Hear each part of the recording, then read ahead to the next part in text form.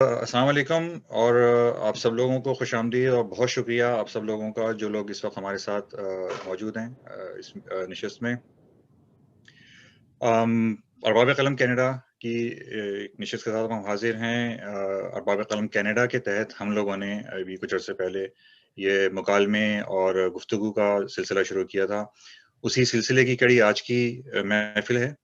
आज की जो महफ़िल है, आज का जो उन्वान है, वो ज़रा-सा हटकर इस लिहाज़ से कि हम आज शकीला रफ़ीक साहिबा से उनकी उनकी तख़्लीक़ात, उनकी तख़्लीक़ी सफ़र, उनके अफ़सानों के हवाले से उनके काम के हवाले से गुफ्तगू करेंगे, उनसे बातचीत करेंगे, उनके ख़यालात जानेंगे और हमारा जो प्रोग्राम की जो तरतीब होगी, मैं भी उसके बारे में मुख़्तसरन आप लोगों को बताऊँगा। जैसा कि मैंने बताया कि हमारा चूँकि हमारी कोशिश ये है कि हम लोग शकीला रफ़ीक साहिबा से ज़्यादा बात कर सकें और उनकी बात सुन सकें। हमारे साथ बड़े तमाम मुअज़्ज़ज़ जो शुरका मौजूद हैं। हम उन सब की को भी इसमें चाहेंगे कि शामिल हों और हम बताएँगे उसमें किस तरह आप लोगों से हम उसमें गुफ्तगू आप लोगों को उस गुफ्तगू में किस तरह शामिल करने का हमारा इरादा है और आप लोगों को उसमें शामिल होंगे, उसमें सवाल-जवाब में हिस्सा लेंगे तो हमें बहुत खुशी भी होगी। तो अभी हमारा जो सिलसिला है वो इस तरह है कि हम सबसे पहले जुनैद ने शकीला रफ़ीक साहिबा के हवाले से कुछ लिखा है, तो वो जुनैद उनके हवाले से कुछ मुख्तसर गुफ्तगू करेंगे और उसके बाद फिर हम सवाल-जवाब का सिलसिला शुरू करेंगे और हमारी कोशिश है कि हम डेढ़ घंटे में तकरीब को निपटा लें और अगर हमें आखिर में मौका मिला उस डेढ़ घंटे में अगर हमारे पास कुछ वक़्त बचा, तो हम शकीला रफ़ीक साहिबा से उनका एक मुख्तसर अफ़साना भी सुनेंगे। तो सबसे पहले आप सब लोगों को अरबाब कलम कनाडा की तरफ से खुशामदीद। इस वक़्त अरबाब कलम कनाडा की तरफ से जो हमारे साथ शुरका मौजूद हैं, मेरे अलावा सैयद अनवर काज़मी साहब हैं, सिकंदर अबुल खैर, जुनैद अख्तर और हमारे साथ जो इस वक़्त मेहमान मौजूद हैं। सबसे पहले मेहमान ख़ुसूसी शकीला रफ़ीक साहिबा, आपको बहुत खुशामदीद। आपका बहुत शुक्रिया कि आपने हमारे लिए वक़्त निकाला और आज हम देखेंगे हमारे साथ जो दूसरे लोग इसमें मौजूद हैं। हमारी कोशिश होगी कि वो आपसे बराह रास्त सवाल भी कर सकें और उससे हम लोगों को भी उसमें आपके ख़यालात से आपके जवाबात से सीखने का मौका मिले। हमारे साथ इस वक़्त जो मेहमान मौजूद हैं मैं उन सबका ज़िक्र करता चलूँ। रक्षा सिद्दीकी साहिबा, अदील सिद्दीकी साहब अ, और इरफ़ान सत्तार साहब। इरफ़ान भाई का बहुत शुक्रिया, उनकी तबीयत ठीक नहीं थी और उन्होंने कहा था उनके लिए मुश्किल होगा लेकिन वो उसमें शरीक हुए हैं, हमारी इज़्ज़त अफ़ज़ाई।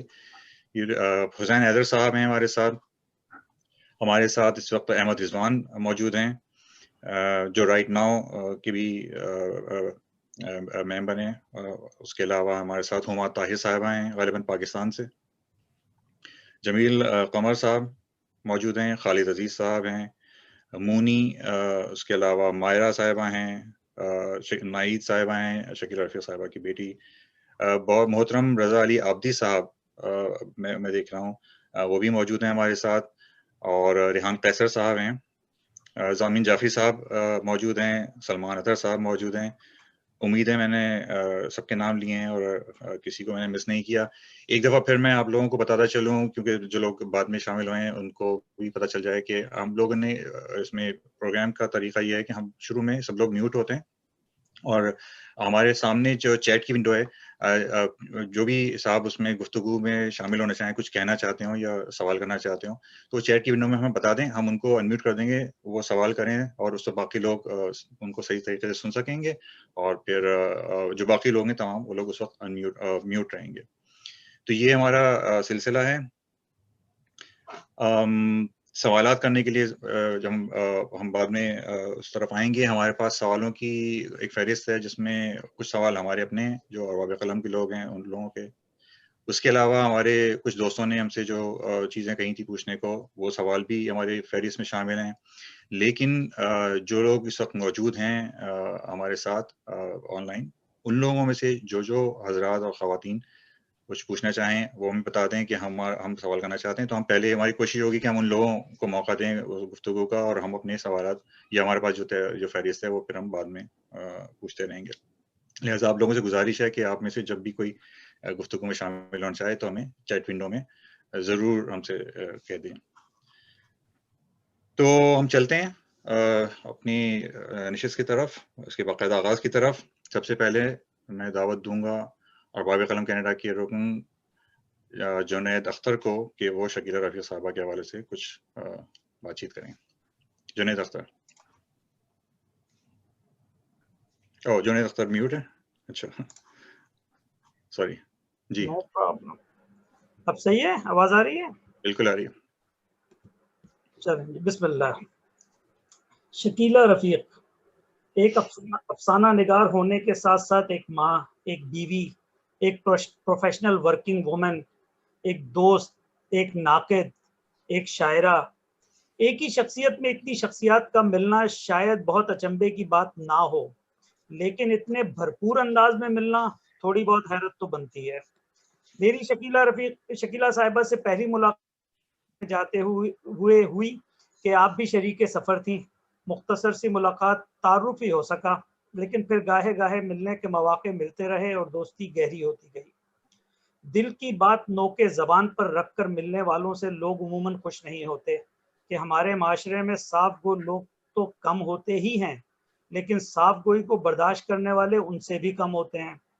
شکیلہ رفیق کے جاننے والوں میں بھی آپ کو جتنے لوگ ان سے خوش ملیں گے تو کم و بیش اسی تناسب سے لوگ ان کی صاف گوئی سے نالاں بھی نظر آئیں گے. میں شکیلہ رفیق کے افسانوں نے مجھ جیسے غیر افسانوی شخص کو بھی افسانوں کی دنیا میں لے جاتے ہیں. ان کے افسانوں کے متعلق ابھی ہم ان سے بہت کچھ سنیں گے، لیکن ایک بات میں کرنا چاہوں گا جس نے مجھ کو خاص طور پر بہت متاثر کیا، وہ ہے ان کے افسانے کی پنچ لائن. پنچ لائن پڑھتے ہی پورا افسانہ ایک مرتبہ پھر اپنی بھرپور معنویت کے ساتھ آپ کے سامنے آ جاتا ہے اور ہمیشہ کے لیے آپ کی یادوں میں محفوظ ہو جاتا ہے.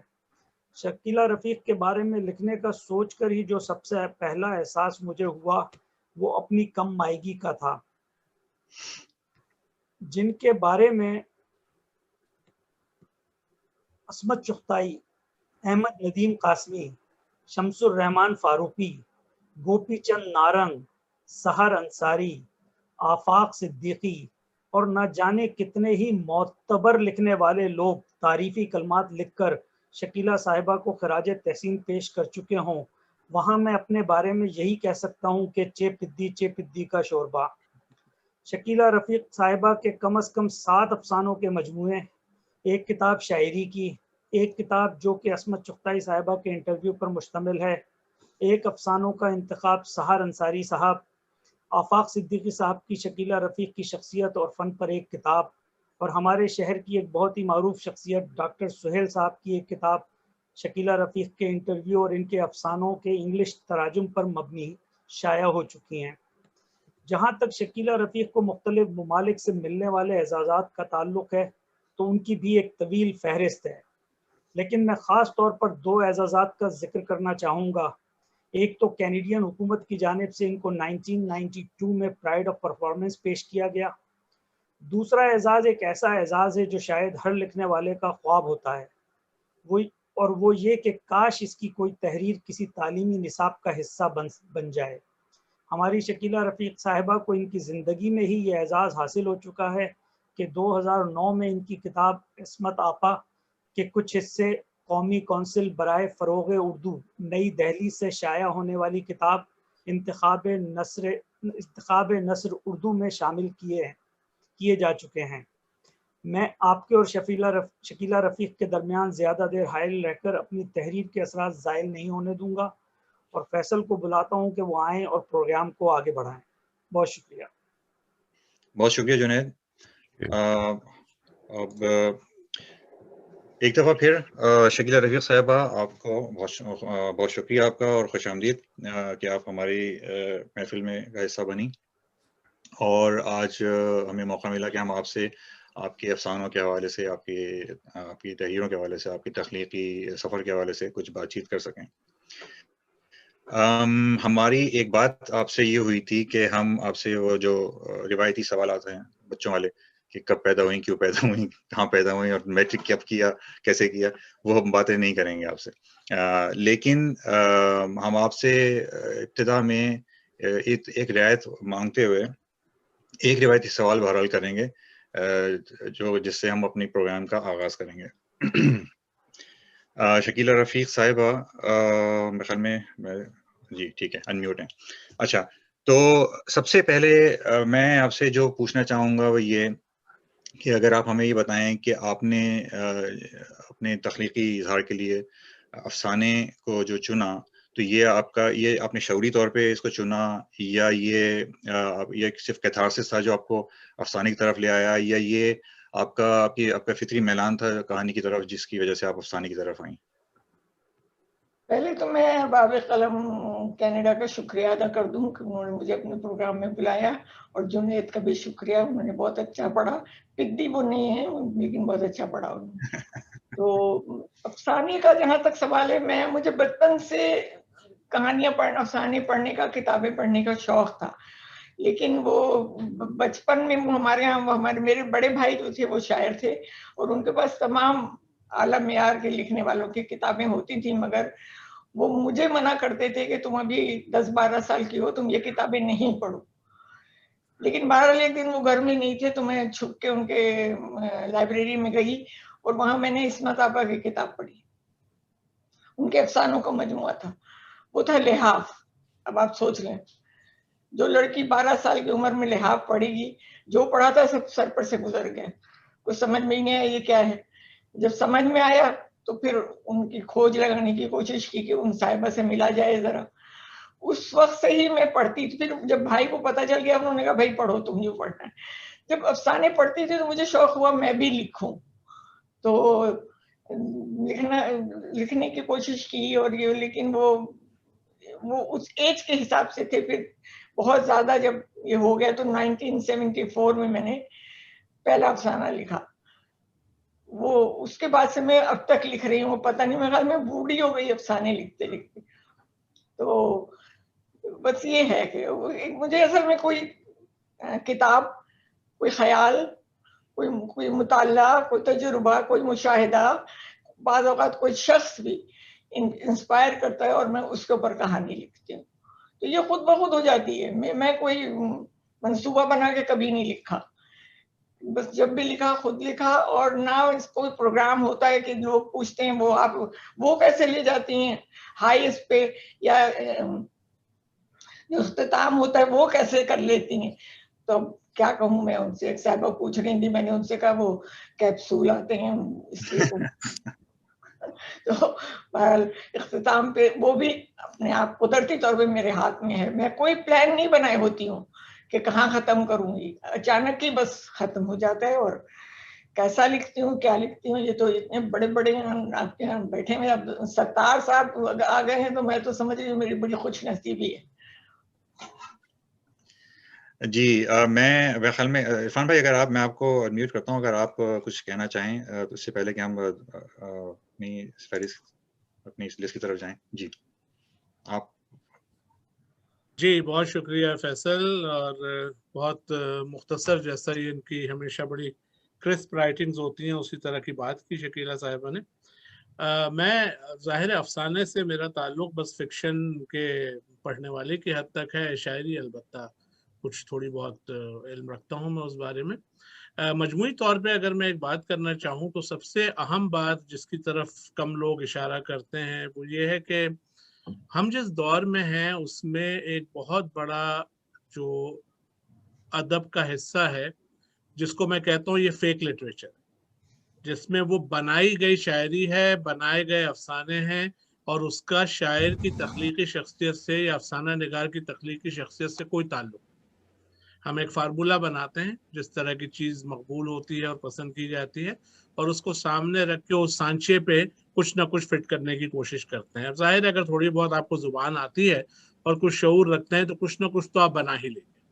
لیکن پڑھنے والا اگر ان چیزوں کی سمجھ رکھتا ہے تو وہ پہلے 4 فقروں میں آپ کے سامنے آ جاتا ہے کہ اس کے اندر گہرائی کتنی ہے اور یہ انسان کا اپنا اظہار ہے یا نہیں. शकीला रफीक के यहाँ जो सबसे अहम बात नजर आती है, इनके चाहे आप अफसाने पढ़ लें या शायरी पढ़ लें, आपको बनावट कहीं नजर नहीं आएगी। आपको ये महसूस नहीं होगा कि किसी चीज को बहुत ज्यादा चमकाने की कोशिश की गई है। कि हमारे यहाँ तो ये होता है कि हम लिखते हैं, उसको कई बार उधेड़ते हैं, उसके बाद किसी को पकड़ के कहते हैं कि यार इसको जरा ठीक करो, इसको बेहतर बनाओ। ख्वाहिश ये होती है कि जो अदब के आला ज़ौक़ रखने वाले और समझ रखने वाले लोग हैं, उनसे हम दाद पालें किसी तरह से। शकीला रफीक साहिबा का ये मसला ही नहीं। इन्होंने जो जिंदगी गुजारी है, जो जिंदगी भुगती है, उसको वो कभी शायरी में, कभी अफसाने में अपने पढ़ने वाले के हवाले कर देती। और उसमें आपको जो एक बैनुस्सतूर सच्चाई होती है और जो एक मासूमियत होती है इजहार की, जिसमें आपको पता होता है कि कोई लगी लपटी नहीं है, कहीं से कुछ ला के नहीं डाला गया इसको चमकाने के लिए, इसलिए वो असर भी करती है। आप अफसाने पढ़ते हैं, जुनैद ने कहा कि वो आपके साथ ठहरते हैं, अफसाने वो इसीलिए ठहरते हैं कि वो जिंदगी की कहानियां हैं जिन किरदारों का आप अपने सामने चलते फिरते देखते हैं, वो कागज पर आती हैं और आप उससे रिलेट कर सकते हैं। शायरी मैंने इनके अभी जो मजमुआ शाया हुआ, उस पर चंद सतरें लिखी थी। उसमें भी मैंने यही कहा था कि अगर आप बहुत ही चुस्त मिसरे और फनकारी देखना चाहते हैं तो फिर शकीला रफीक आपके लिए शायरा नहीं, तो उसके लिए तो फिर आप उनको पढ़ें जो कि मिसरों को बहुत ज्यादा गढ़ के और मांझ के आपके सामने रखते हैं। लेकिन अगर आपको एक औरत की जिंदगी का इजहार पढ़ना है, जैसी उस पे गुजरी वैसे, तो फिर आप इनकी शायरी पढ़ें। तो वो साफ सुथरे सीधे मिसरे आपको मिलेंगे जो आप पढ़ते हैं और आपके दिल तक पहुंचते हैं, और उसके लिए आपको कोई तरद्दुद नहीं करना पड़ता कि आप उस पर गौर करें, तशबीहात को खोलें, इख्तियारों पे गौर करें।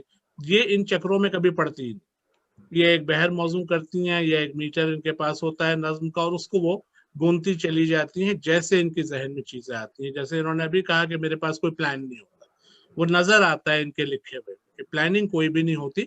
और एक सच्चा फनकार होना एक अच्छे फनकार होने से ज्यादा अहम होता है, उसकी जिंदगी ज्यादा बड़ी होती है, क्योंकि अगर आपके अंदर सच्चाई है तो वो डिस्कवर होगी और वो लोगों तक पहुंचेगी। और अदब तख्लीक करने का मकसद अदब के ये जुगादरी नक्कादों को खुश करना नहीं होता। अदब तो आवाम के लिए है, अदब पढ़ने वाले के लिए कि वो उससे रिलेट कर सके। तो उसमें मैं समझता हूँ कि शकीला रफीक का शुमार बहुत कामयाब तख्लीककारों में होगा हमेशा। और एजाजाद वगैरह तो जाहिर है वो तो जिंदगी के साथ जब काम करता है आदमी तो मिलते हैं, मगर उससे ज्यादा मेरे लिए अहमियत इनकी तहरीर की सच्चाई है। और मुझे उम्मीद है कि इस चीज को ज्यादा सराहा जाएगा और इस पर गुफ्तगू होगी। बहुत शुक्रिया। बहुत शुक्रिया इरफान भाई, बेहद शुक्रिया। मैं यहाँ अपने जो अरबाब कलम के दोस्त हैं उनसे मैं एक माजरत, मैंने यहाँ पर अपनी जो हमारा तरतीब थी उसमें थोड़ी सी तब्दीली बगैर इजाज़त के की है, और वो ये की है क्योंकि यहाँ पे हमारे 2-3 हमारे ऐसे लोग नज़र आ गए कि मैंने सोचा कि पहले हम उनसे कुछ सुन लें मुख्तसरन शकीला रफीक साहिबा के हवाले से। तो इरफान भाई से हमने सुना भी शकीला रफीक साहिबा के हवाले से। यहाँ आपने बहुत अच्छा किया, आप बल्कि उसको जारी रखिए, और भी बहुत से लोग हैं जो। जी हाँ बिल्कुल। यहाँ इस वक्त हमारे साथ एक हमारे बहुत ही मोहतरम बुजुर्ग हमारे आप सबके जाने पहचाने और मोहतरम रजा अली आब्दी साहब इस वक्त मौजूद हैं। मेरी उनसे गुजारिश है अगर वो कुछ कहना चाहें। जी शुक्रिया। शकीला रफीक को मैं देरीना रफीक कहता हूँ।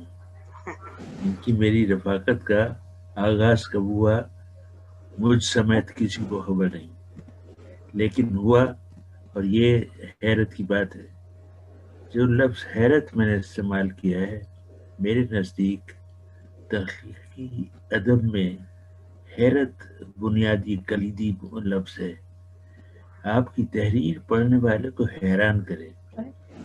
मुझे तकमीर का ये शेर अज़बर हो गया है। सरसरी तुम जहां से गुजरे, वरना हर जहाने दीगर था। आप सरसरी देखते हुए गुजर जाते हैं, लेकिन हकीकत ये है कि वहाँ एक जहाने दीगर भी छुपा होता है। जिसने उस जहाने दीगर को पा लिया उसका नाम शकीला रफीक है। बहुत पढ़ने वाले को हैरान करे, और जो जिंदगी के ऐसे गोशों में जाए जहां हमारी आपकी निगाह नहीं जाती। शकीला रफीक को ये हुनर खूब आता है, और ये कोई आज की बात नहीं है। मैं इनसे मिला था उस वक्त ये इसमें चुगताई पर काम कर चुकी थी, और उनका तवील इंटरव्यू इतना کہ تحریر کیا تو کتاب بن گیا. اس وقت ان سے ملاقات ہوئی تھی اور اتنا بڑا کام انہوں نے کیا تھا جسے میں نے بے انتہا سراہا، اس لیے کہ شخصیات کو زندہ رکھنے کے لیے کچھ کرنا پڑتا ہے. ہم لوگ بہت جلدی بھول جاتے ہیں، 2 دن لگاتے ہیں، اسے کہتے ہیں آج مرے کل دوسرا دن، بہت جلدی بھول جاتے ہیں. اتنے رفقا کے نام یاد آتے ہیں جنہیں ہم لوگ بہت جلدی بھول گئے، اور یہ بڑا غضب ہے. جمیلہ ہاشمی، میں آج کل اپنے پرانے خطوط کا انبار ٹٹول رہا ہوں جس میں پرانے خط نکل رہے ہیں. جمیلہ ہاشمی کا ایک خط نکلا، میں نے کہا اللہ، ہم انہیں بالکل بھولے ہوئے تھے. ایسی لکھنے والی، ایسی غضب کی لکھنے والی جمیلہ ہاشمی ہمیں یاد ہی نہیں تھی. اب ان کا خط سامنے آیا تو یاد آئی. تو یہ ہونا چاہیے کہ جو ہمارے اہل قلم ہیں وہ کہیں یاد ماضی میں غائب نہ ہو جائے، ان کو اجاگر کر کے زندہ رکھنا چاہیے، کم سے کم یادوں میں ضرور زندہ رکھنا چاہیے. شکیلہ رفیق کے لیے بے انتہا دعائیں اور نیک تمنائیں. انہوں نے بڑا کام کیا ہے، بہت کنٹریبیوشن ہے. عرصہ دراز سے ہم سے بہت دور ہیں لیکن ہم تک پہنچ جاتی ہیں، یہ بات غنیمت ہے. اب بھی فیس بک میں اپنی سادہ نظمیں ڈالتی رہتی ہیں اور ہمارا جی خوش کرتی ہیں. شکیلہ، آپ جیتی رہیے، خوش رہیے. آپ نے بہت لوگوں کو بڑی خوشیاں عطا کی ہیں.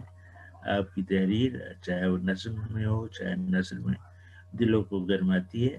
میری طرف سے آپ کو بے شمار دعائیں اور بہت بہت نیک تمنائیں. جی خوش ہوا آج آپ کو دیکھ کے. شکریہ. بہت عنایت آپ کی، دکھایا نہیں آپ کو، میں دیکھنا چاہ رہی تھی. بہت بہت شکریہ عابدی صاحب، آپ ہمیشہ سے میرے اوپر بہت مہربان رہے ہیں، بہت حوصلہ افزائی کی ہے آپ نے، تو آپ کو بے حد شکریہ. تھوڑے بھی الفاظ ہیں میرے لیے بہت ہیں. بہت شکریہ، بے انتہا میں آپ کو ممنون ہوں رضا علی عابدی صاحب کا. آپ کی شرکت سے ہماری محفل کے وقار میں اضافہ ہوا. اب ہم چلتے ہیں دوبارہ اپنے سوالوں کے سلسلے کی طرف، اور یہاں میں ایک دفعہ پھر یاد دلا دوں اپنے جو ہماری محفل کی شرکاء کو کہ سلسلہ یوں ہے کہ ہم لوگ چونکہ سوال جواب کر رہے ہیں اور چونکہ بہت سارے لوگ ہیں، تو اگر ہماری کوشش یہ ہے کہ ہم سوال بھی صحیح سے سن سکیں سب لوگ، اور شکیلہ رفیق صاحبہ کا جواب بھی سکون سے ہم پوری طرح سن سکیں. اس لیے ہم نے احتیاطاً کیا یہ ہے کہ سب کو میوٹ پہ رکھ رہے ہیں. جو صاحب بھی کوئی سوال کرنا چاہیں چیٹ ونڈو میں ہمیں سے بتا دیں، ہم آپ کو انمیوٹ کر دیں گے اور پھر آپ سوال کر لیجیے گا. تو اس طرح یہ ہے کہ سوال جواب دونوں سننے میں آسانی رہے گی. ہمارے ساتھ اور بھی بہت سے لوگ بھی درمیان میں بھی آئے ہیں، اور وہ سب ہمارے لیے سب محترم ہیں، سب معزز لوگ ہیں. لیکن یہ کہ چونکہ سوالات کا سلسلہ یہ ہے کہ ہم، جیسے میں نے ابھی بتایا، تو ہم آپ کا انتظار کریں گے. اگر آپ ہم سے کہتے ہیں تو جیسی آپ تیار ہیں کہ کچھ پوچھنے کے لیے تو ہمیں ضرور بتائیے گا. میں چلتا ہوں سکندر بھائی کی طرف. آپ کچھ پوچھنا چاہ رہے تھے سکندر بھائی؟ جی ہاں، میں نے ابھی 2 دن پہلے ہی فیس بک پہ پڑھا، شکیلہ رفیق صاحبہ نے لکھا تھا، اور یہ شاید 20 سال پہلے کہیں انہوں نے لکھا تھا، اس کو دوبارہ کوٹ کیا. میں ادب کے نام پر لفظوں کی تجارت نہیں کرتی. ادب نام ہے زندگی کی حقیقتوں کو سچ کے ترازو میں تولنے کا، اور میں پورا تولتی ہوں.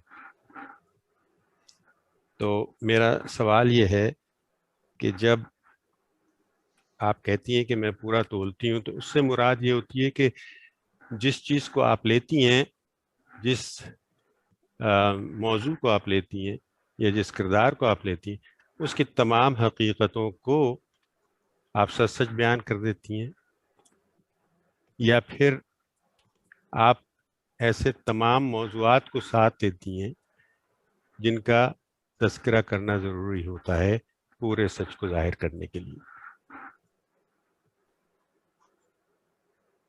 جی میں سمجھی نہیں آپ کیا پوچھنا چاہ رہے ہیں. مطلب موضوعات میں نبھا نہیں پاتی؟ نہیں، میں یہ نہیں کہہ رہا. میں یہ کہہ رہا ہوں کہ جب آپ کہتی ہیں کہ میں پورا تولتی ہوں، تو اس سے مراد پکا تو اس کی طرح تشریح کر دیجئے. کہنے کا مقصد یہ ہے، یہ ईमानदारी से जो भी मैं सोचती हूँ, जो समझती हूँ, जो लिखना चाहती हूँ, उसको मैं पूरी ईमानदारी से लिखती हूँ. मुझमें एक बहुत बड़ी खराबी है कि मैं मुनाफिक नहीं हूँ, और उसकी वजह से मुझे सच बोलना पड़ता है. और अब ये उसने बता दिया है जुनैद ने, कुछ लोग खफा भी रहते हैं मेरी साफ गोई से और सच्चाई से, लेकिन वो मौजू को तोलने का मतलब यही है कि मैं उसके साथ पूरा वो करती हूँ, निभाह करती हूँ. और ये फिर ये नहीं सोचती कि मैं ये लिख दूंगी तो फला नाराज हो जाएगा, ये मेरे जहन में नहीं आता. हो जाए तो हो जाए, मैं जो सोच रही हूँ वो मैं लिख रही हूँ. अच्छा, हमारे साथ रेहान कैसर साहब हैं, वो कुछ सवाल करना चाह रहे थे. रेहान भाई, अगर आप अनम्यूट कर लें और सवाल कर लें. जी, अस्सलाम वालेकुम शकीला रफीक साहिबा. वालेकुम अस्सलाम. मेरा आपसे क्वेश्चन, एक आध क्वेश्चन और एक आध आपसे बात करनी है. पहले तो ये है कि आपने क्या टीवी वगैरह के लिए भी लिखा है, एक चीज, और दूसरी चीज आजकल आपका कहाँ क़याम है, और तीसरा सवाल. जी आप बताइए. जी, टोरंटो में रहती हूँ, कनाडा में. अच्छा, कनाडा में. और मेरी आपकी मुलाकात बहुत रही है. अच्छा. आप, जी हाँ, आप लिखती थी दोशीज़ा डाइजेस्ट में. जी, शुरुआत वहीं से हुई थी. जी, तो वो आप दोशीज़ा में लिखने जाती थी. मैं दोशीज़ा पढ़ने के लिए दोशीज़ा के दफ्तर के चक्कर लगाता था मैं, और फिर वहां से उनकी मैं दोशीज़ा लेके आ गया, जो बड़ी वाली थी. राना से हम मिर्जा. मैं कहने वाला था कि दोशीज़ा के साथ रिसाला लगा लें, लेकिन खैर आपने बात क्लियर कर दी. इस बात का जवाब जो है ना वो थोड़ा सा तवील हो जाएगा. ये है कि मैं जब लिखना शुरू किया तो अभी जुनैद ने बताया, और जिसने भी मेरा इंटरव्यू पढ़ा है खालिद सोहेल के साथ, उसमें बहुत खराब हालात से गुजर रही थी माली तौर पर. हमारे अदबी पढ़ते तो पीठ ठोकते हैं ना, शाबाश बड़ा अच्छा लिखा भाई. उससे मेरे 4 बच्चे थे छोटे छोटे, उनका पेट नहीं भरता. ये डाइजेस्ट वाले पैसे देते थे, लेकिन उसमें भी मैंने अपना मेयार हमेशा बरकरार रखा और बहुत मकबूल थी. बकौल हमारे उस्ताद डॉक्टर जमील जलबी के, अच्छा तो आप डाइजेस्टों की मलका हैं, वो कहते थे.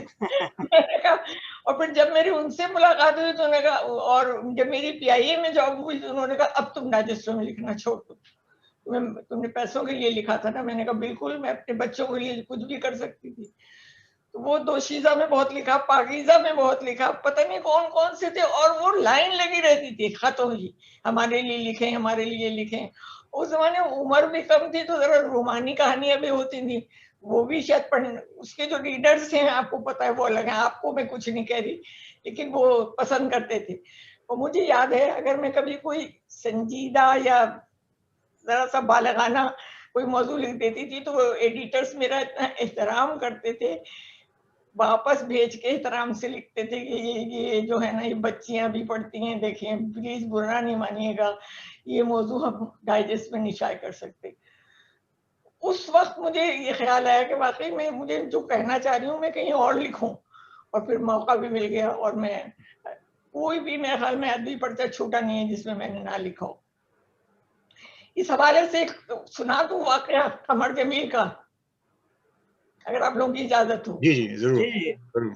कमर जमील हमारे बड़े कड़े एडिटर थे और कड़े नक्काद भी थे. वो एक पर्चा निकालते थे, दरियाफ्त. मैं हर पर्चे में जहाँ कहीं भेजूं मेरी कहानी छप जाती थी, लेकिन उनसे मुझे बहुत डर लगता था वो वापस न करने. तो मैंने उनको पहले फोन किया कि मैं आपके पर्चे में छपना चाहती हूँ. वो उसी कड़े अंदाज में बोले, पहले आके मुझे कहानी सुनाएं, कल मैं सुनूंगा फिर बताऊंगा. तो मैंने कहा अच्छा कल तो मैं जरा आर्ट्स काउंसिल जा रही हूँ, वहाँ शाम में अफसाना है, तो मैं वहाँ अफसाना पढ़ूंगी, तो परसों मैं आऊंगी आपके पास. कहना ठीक है. परसों मैं उनके पास गई, मैंने कहानी सुनाई बड़े डरते डरते. उन्होंने सुन के कहा आपकी कहानी अच्छी है, दरियाफ्त में शाये हुई. मैं बड़ी खुश हुई, मैंने शुक्रिया अदा किया उनका. थोड़ी देर से चाय वाय पी, फिर वो पूछने लगे आपका कल आर्ट्स काउंसिल का प्रोग्राम कैसा रहा. मैंने कहा कोई खास नहीं, जो मेरा मिजाज है साहब वो इससे. कहने क्या मतलब. मैंने कहा नहीं, कोई अफसाने भी कोई खास नहीं थे, और माइक भी खराब था, इंतजामी उमूर भी अजीब सा था, कोई मुझे कोई खास. वो थोड़ी देर कुछ सोचे हुए कहने आप आजकल के दौर में कभी भी मशहूर दीवानी बन सकती हैं. मैंने कहा जी. कहेंगे जी। मैंने कहा क्यों? कहेंगे आपको, आप क्या मुझे लिखना नहीं आता? मैं परेशान हो गई। लिखना तो खूब आता है, आपको पीआर नहीं आती।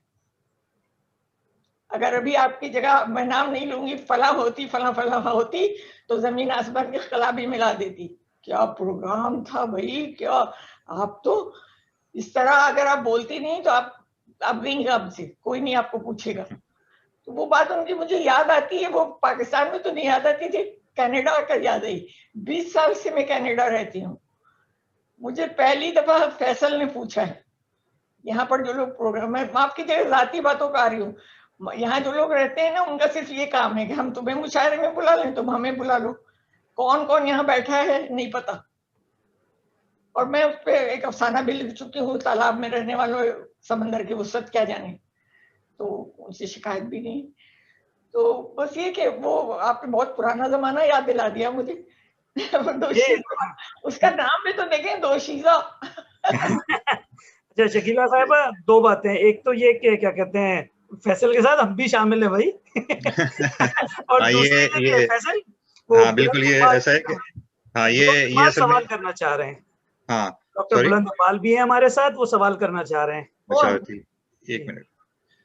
मैं इससे पहले बुलंद भाई से पहले मैं जिक्र करता चलूँ, हमारे इस दौरान जो कुछ और जो मेहमान शामिल हुए हैं उनका मैं जिक्र कर दूं। अहमद रिजवान के साथ उनका तो मैं जिक्र कर चुका हूँ। अरशद भट्टी हमारे साथ हैं, आसिफ जामी हमारे साथ हैं, बुलंद इकबाल, गजाला मोहसिन रिजवी और खालिद अजीज, जामिन भाई, ये और माया साहबा, ये सब जामिन भाई हैं हमारे साथ, जामिन जाफरी साहब, वकार साहब हैं। तो आप सब लोगों को भी खुश आमदीद। जी बुलंद भाई, मैंने आपको अनम्यूट किया है, आप प्लीज अनम्यूट करके बात कर सकते हैं। जी फैसल, थैंक यू। बहुत अच्छा लग रहा है मुझे आज इस प्रोग्राम में शामिल होना, काफी अरसे बाद ऐसा मौका मिला।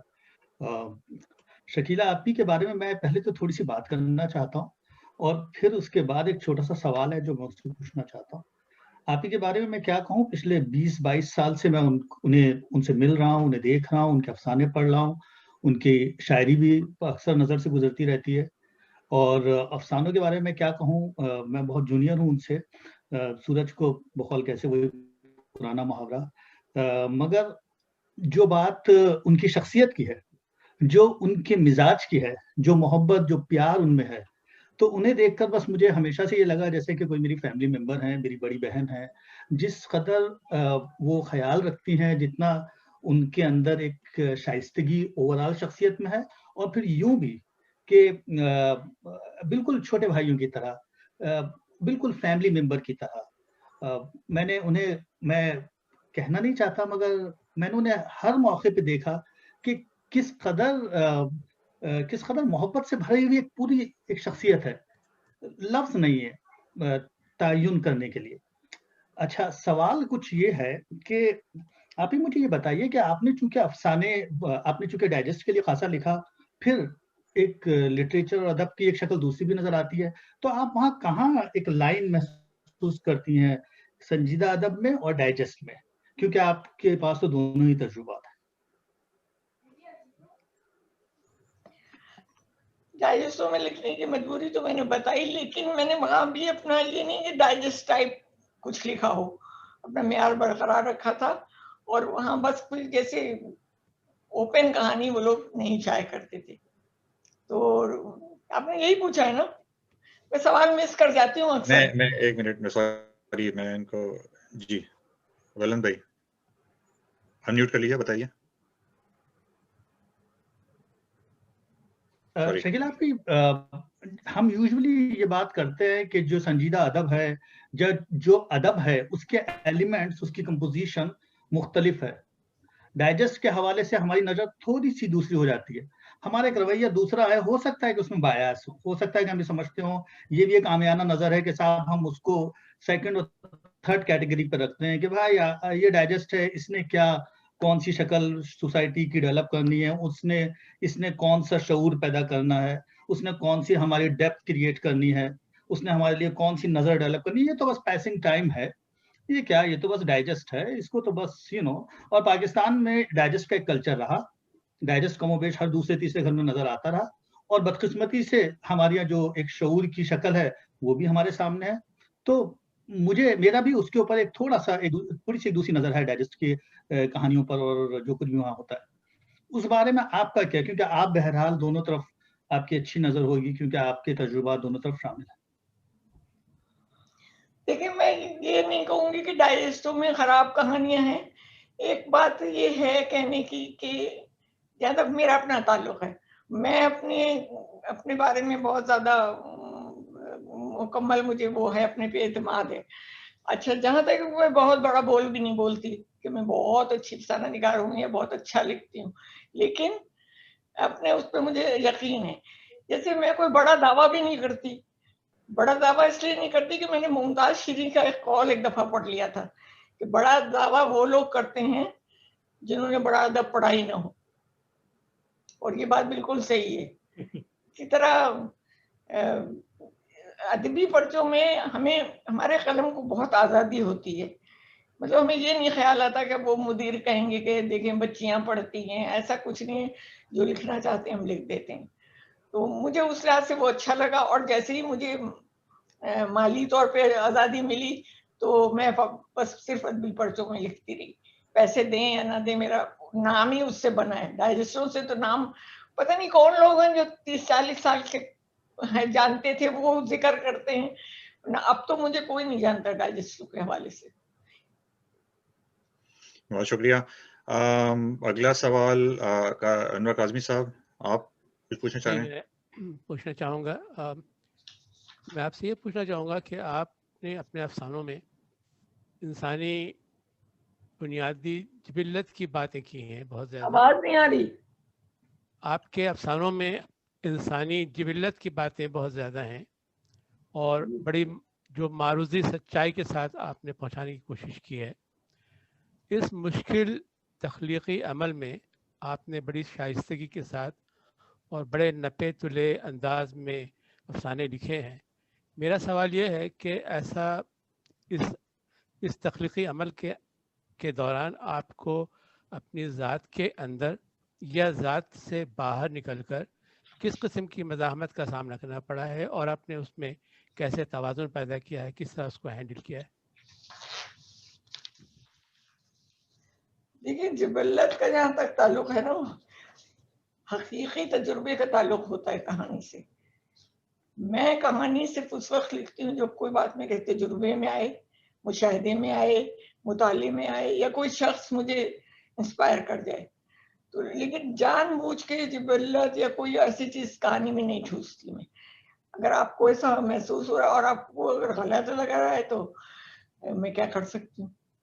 نہیں, میرا خیال ہے وہ تعریف کے ساتھ یہ پوچھنا چاہ رہے ہیں کہ آپ کو کیا اس میں مشکل کسی قسم کی مزاحمت کا سامنا کرنا ہوتا ہے اپنے آپ سے بھی اور باہر سے بھی؟ پہلے بھی بتایا میں کوئی پروگرام ہی نہیں بناتی.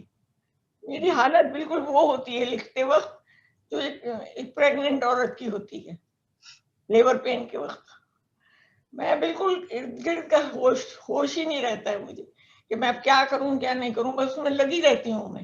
اور جب افسانہ مکمل ہو جاتا ہے تب مجھے اس کا ہوش آتا ہے اور میں دیکھتی ہوں کہ ہاں میں جو کہنا چاہتی تھی میں نے کہہ دیا.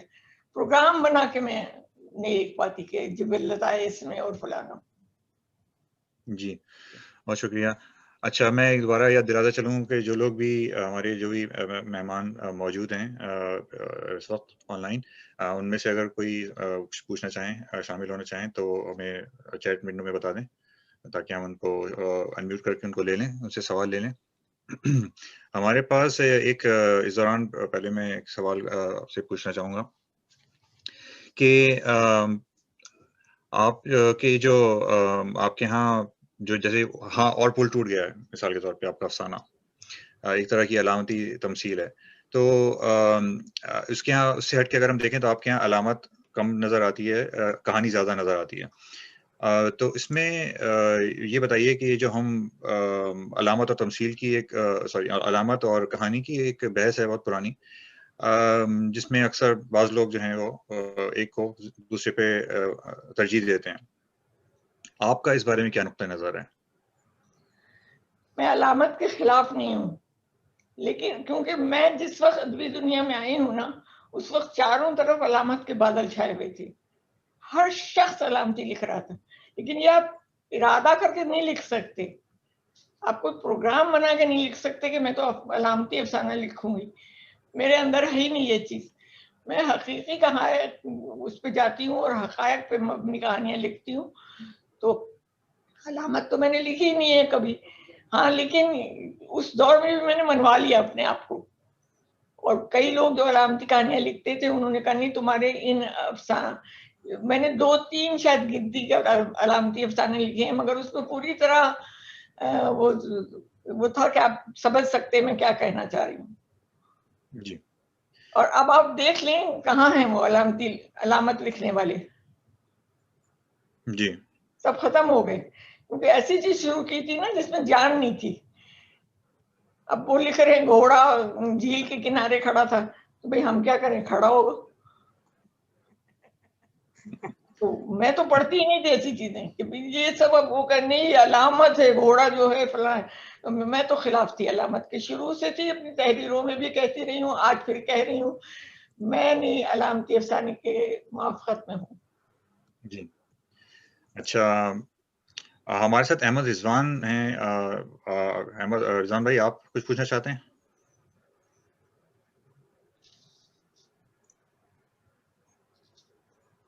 اچھا آپ میوٹ ہیں شاید.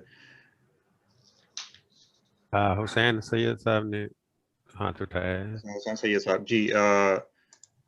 جی حسین صاحب آپ انمیوٹ کر کے سوال کر سکتے ہیں. جی پہلے تو بھائی آپ ارباب قلم کا بہت شکریہ کہ وہ مقامی مشاہیر سے ہم لوگوں کو ملنے کا موقع دیتے رہتے ہیں. اور شکیلہ رفیق صاحبہ کے لیے مجھے واقعی یہ کہنا ہے کہ میرے لیے یہ بڑا مہمہ ہے کہ وہ مجھے کبھی کبھی یاد کرتی رہتی ہیں، مگر یہ حقیقت ہے کہ ان سے بات کر کے جو مزہ آتا ہے تو کافی بعض اوقات واقعی کافی ان سے طویل بھی بات ہوتی ہے، اور ان کا باتوں کرنے کا بھی انداز بھی وہی افسانوں والے، جیسے کہ کوئی ایک اچھا افسانہ پڑھ لیا، کچھ اس طرح کا مجھے لطف آتا ہے. ویسے مجھے یہ بات ابھی ڈسکش ہو رہی تھی اور بات یہ عجیب لگتی ہے کہ ادب کو اہل ادب تک محدود کیا جائے اور جو عوام کو پسند ہے، اور جو کہ مطلب یہ کہ میں سمجھتا ہوں کہ 10-20-25 گنا زیادہ پڑھنے والے جس کے ہیں ان کو کچھ لو اسٹینڈرڈ سمجھا جائے. تو کیا یہ بات مطلب یہ کس طرح کی بات ہے کہ کیا ان دونوں میں فرق کیا ہے کہ جو ایک عوام کا پسندیدہ ہے، کیونکہ ڈائجسٹ جتنے پڑھے جاتے ہیں اتنے ادبی رسالے تو نہیں پڑھے جاتے، یہ حقیقت ہے. تو یہ بھی ایک ادب ہے، وہ بھی ایک ادب ہے. تو یہ کیسی افسانوں میں آپ یہ لائن کیسے ڈیوائیڈ کرتی ہیں، یہ میرا سوال بھی آپ سے. ادب میں آپ درجات نہیں کر سکتے مقرر کہ وہ بلند ادب ہے اور فلانا ہے. دوسری بات یہ ہے کہ میرے افسانوں کی جہاں تک بات ہے وہ میں پہلے سارا بہت کلیئرلی بتا چکی ہوں، اور میں کبھی بھی یہ نہیں کہوں گی کہ وہ ادب کم ہے، چھوٹا ہے، کچھ ہے. لیکن ادب جیسا بھی ایک صاحب نے بتایا زندگی کے حقائق کو سچ کے ترازو میں تولنے کا ہے. جو حقیقت میں ہوتا ہے نا آپ کی لائف میں، آپ کو وہ لکھنا ہے. آپ کو تصوراتی کہانیاں نہیں لکھنی جو آپ سوچ سوچ کے بس خوش ہوں کہ کاش ایسا ہو جائے. تو درجہ کون سا مجھے ملتا ہے، اس کے لیے میں نے ہمیشہ ایک بات کہی ہے، آج کا یہ آج یہ کبھی فیصلہ نہیں کر سکتا کہ میں کس درجے پہ ہوں. آنے والا کل کرے گا. ہم کسی کے لیے بھی نہیں کہہ سکتے کہ وہ بہت بڑا شاعر ہے، وہ بہت بڑا آپ کہتے ہیں غالب کی اتنی برائیاں ہوئی 100 سال بعد ہم انہیں مان رہے ہیں. تو اس لیے میں یہ کہتی ہوں آج جو ہے زمانہ پریزنٹ وہ فیصلہ نہیں کر سکتا کہ کون کیسا ہے. آنے والا کل فیصلہ کرے گا کون اچھا لکھتا ہے، کون خراب ہے، کون اچھا ادیب ہے، کون اسٹینڈرڈ سے گرا ہوا ہے، یا جو بھی. جی شکریہ. جی ارشد بھٹی صاحب ہمارے ساتھ ہیں، وہ کچھ کہنا چاہ رہے ہیں. بہت شکریہ فیصل بھائی، اور السلام علیکم تمام دوستوں کو. پہلے تو شکریہ آپ کا کہ مجھے انویٹیشن میں کم ادبی شخص ہوں لیکن آپ مجھے انویٹیشن بھیج دیتے ہیں، بہت شکریہ. اچھا، میرا سوال جو ہے وہ جنرل سا سوال ہے. ابھی بہت دیکھیں کہ ریولیوشن آ گئی ہے جب سے الیکٹرانک میڈیا بھی آ گیا ہے یا سوشل میڈیا آ گیا ہے. کتابیں پڑھنے کا جو رواج ہے وہ تھوڑا سا کم ہو گیا ہے. لوگ اس طرح سے کتاب نہیں پڑھتے جس طرح سے پہلے پڑھا کرتے تھے. تو میں یہ سوچ رہا ہوں کہ جس طرح شاعر حضرات ہیں، کچھ شاعری کی بکس ہیں، افسانوں کی بکس ہیں، کہانیوں کی بکس ہیں، جس طرح پہلے میگزین ہوا کرتے تھے، ایسا ممکن ہے کہ شعراء حضرات اب میگزین ٹائپ کتاب اپنی جو ہے وہ شائع کیا کریں جس میں تمام چیزیں جو ہیں وہ موجود ہوں. وہ بہتر ہو جائے گا پڑھنے والے کے لیے، شاید اس کے لیے آسانی بھی ہوگی، اس کی موٹیویشن زیادہ ہو جائے گی. کیا ایسا ہو سکتا ہے یا ایسا ہونے والا ہے؟ میرا ایک سوال. آپ کا شکیلہ رفیق صاحب سے سوال ہے یا یہ جنرل سوال ہے؟ شکیلہ رفیق صاحب آپ بتائیے. جی ہاں، میں کچھ سوچ رہی ہوں کیا کہوں گی جواب میں کہ یہ جو آپ کہہ رہے ہیں نا، یہ جو اتنا زیادہ یہ چیز، اس کا مجھے بھی بڑا دکھ ہے کہ لوگوں میں پڑھنے کا رجحان ختم ہو گیا. اگر جیسے اکثر میرے پاس آج کل کی بچیوں کے فون آتے ہیں کہ ہم آپ کے اوپر وہ کرنا ایم فل کریں گے تو فلانا کریں گے. اچھا بی کرو، نہیں سنا ہے آپ کیا لکھتی ہیں، کب سے لکھنا شروع کیا؟ تو میں اپنی مزاج کے مطابق ان کو وہی ڈانٹ دیتی ہوں. بی جب آپ میرے متعلق کچھ جانتی ہی نہیں تو کیا لکھیں گی؟ نہیں میں جانتی ہوں، میں پڑھتی ہوں. اچھا ایک کا سنا رہی ہوں. میں نے کہا اچھا بتائیں کیا جانتی ہیں آپ نے کس کو پڑھا ہے؟ میں نے اب ان کو 2 ایک نام مشہور ہے نا، منٹو ہیں، عصمت ہیں. کہیں میں نے منٹو کو پڑھا ہے. میں نے کہا بھائی آپ کا تو بہت اسٹینڈرڈ اونچا ہے، بتائیے کون سی کہانی اچھی ہے؟ نہیں کہیں کہانی تو یاد نہیں آ رہی. پڑھی مگر میں نے پڑھا. میں نے کہا دیکھیں بی بی، ہم نے پہلے اتنا پڑھا ہے اس کے بعد قلم اٹھایا ہے.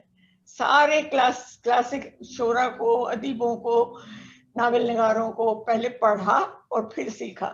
لیکن یہ جیسا کہ کہہ رہے ہیں آج کل کوئی رجحان ہی نہیں ہے پڑھنے کا. اور آج کل لوگ زیادہ تر یہ دیکھتے ہیں کہ فیس بک پہ کچھ مل جائے تو اچھا ہے، کتاب لے کے کون پڑھے، کتابیں نہیں خریدتے. تو اب یہ تو میں تو متفق ہوں آپ سے. جی اچھا، جنید اختر. ہاں، میں شکیلہ صاحبہ سے ایک سوال کرنا چاہ رہا تھا کہ میں نے وہ اعزاز کا ایک ذکر کیا تھا کہ عصمت آپا کی کتاب کے حوالے سے جو ہے آپ کے اس کے کچھ اقتباسات ہندوستان میں نصاب میں شامل کیے گئے ہیں. تو کچھ ہمیں اس کے بارے میں بتائیے مزید، اور یہ بتائیے کہ وہ نصاب کے کس لیول میں شامل کیے گئے ہیں. وہ کتاب میں شفٹنگ میں کہیں کھو گئی ہے. میں بہت کلیجے سے لگا کے رکھتی تھی، مجھے بھیجی تھی فاروقی صاحب نے. انٹر کے طالب علموں کے لیے وہ کتاب ہے، اور اس میں میرا ایک سبق میرا بھی ہے، مطلب اور بھی لوگوں سے انہوں نے لیا ہے اس میں.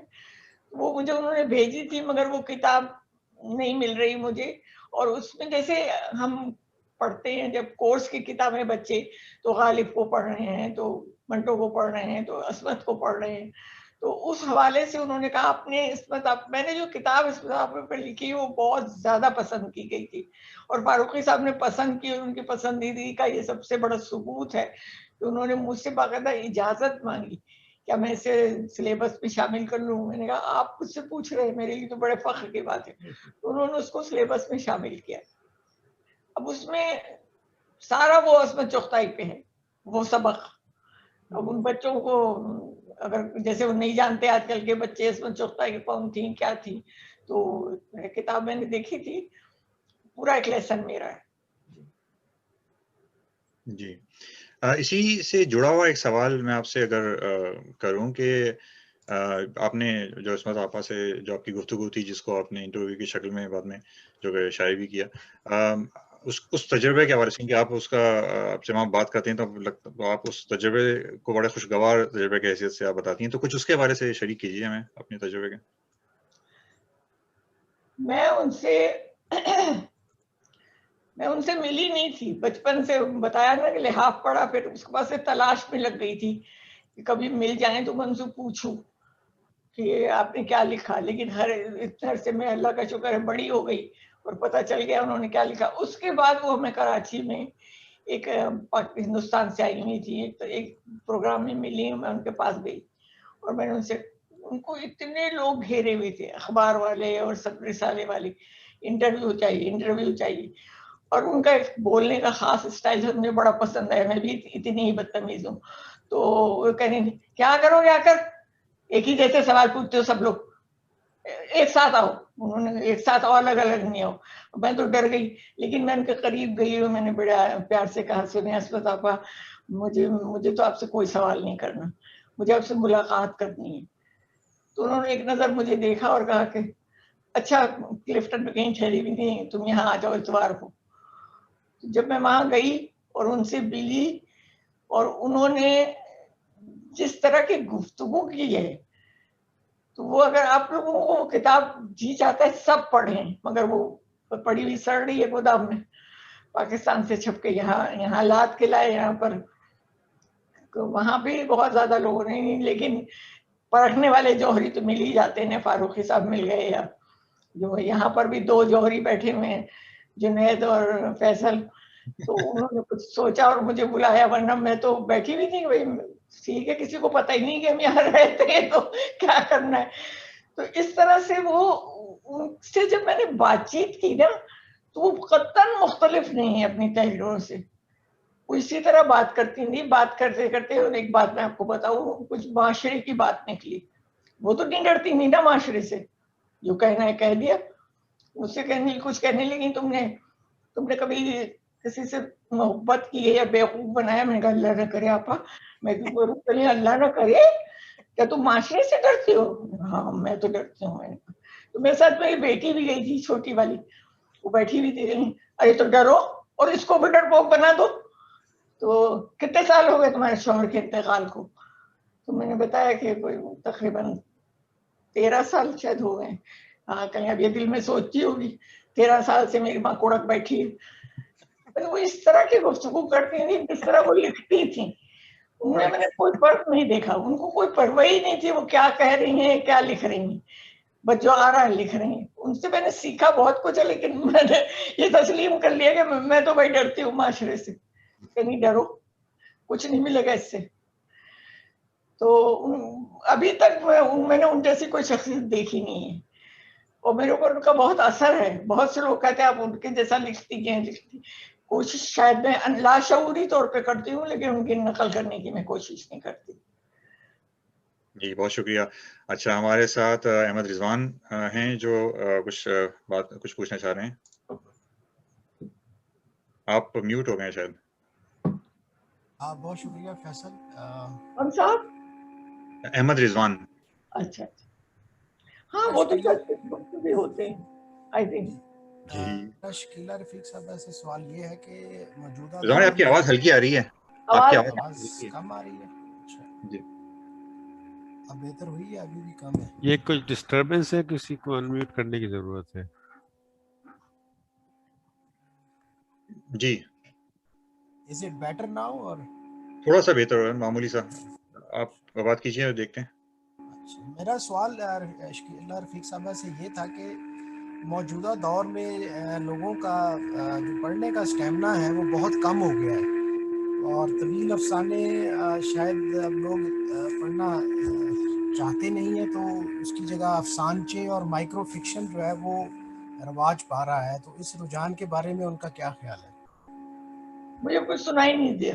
وہ کہہ رہے ہیں کہ آج کل چونکہ لوگوں کا پڑھنے کا رجحان کافی کم ہو گیا ہے، تو طویل افسانے پڑھنا جو ہے وہ اس کے لوگوں کو بڑا مشکل لگتا ہے. اب وہ لوگ جو ہیں وہ افسانچے اور مائکرو فکشن کی طرف زیادہ راغب ہو رہے ہیں. تو آپ کا اس بارے میں کیا خیال ہے؟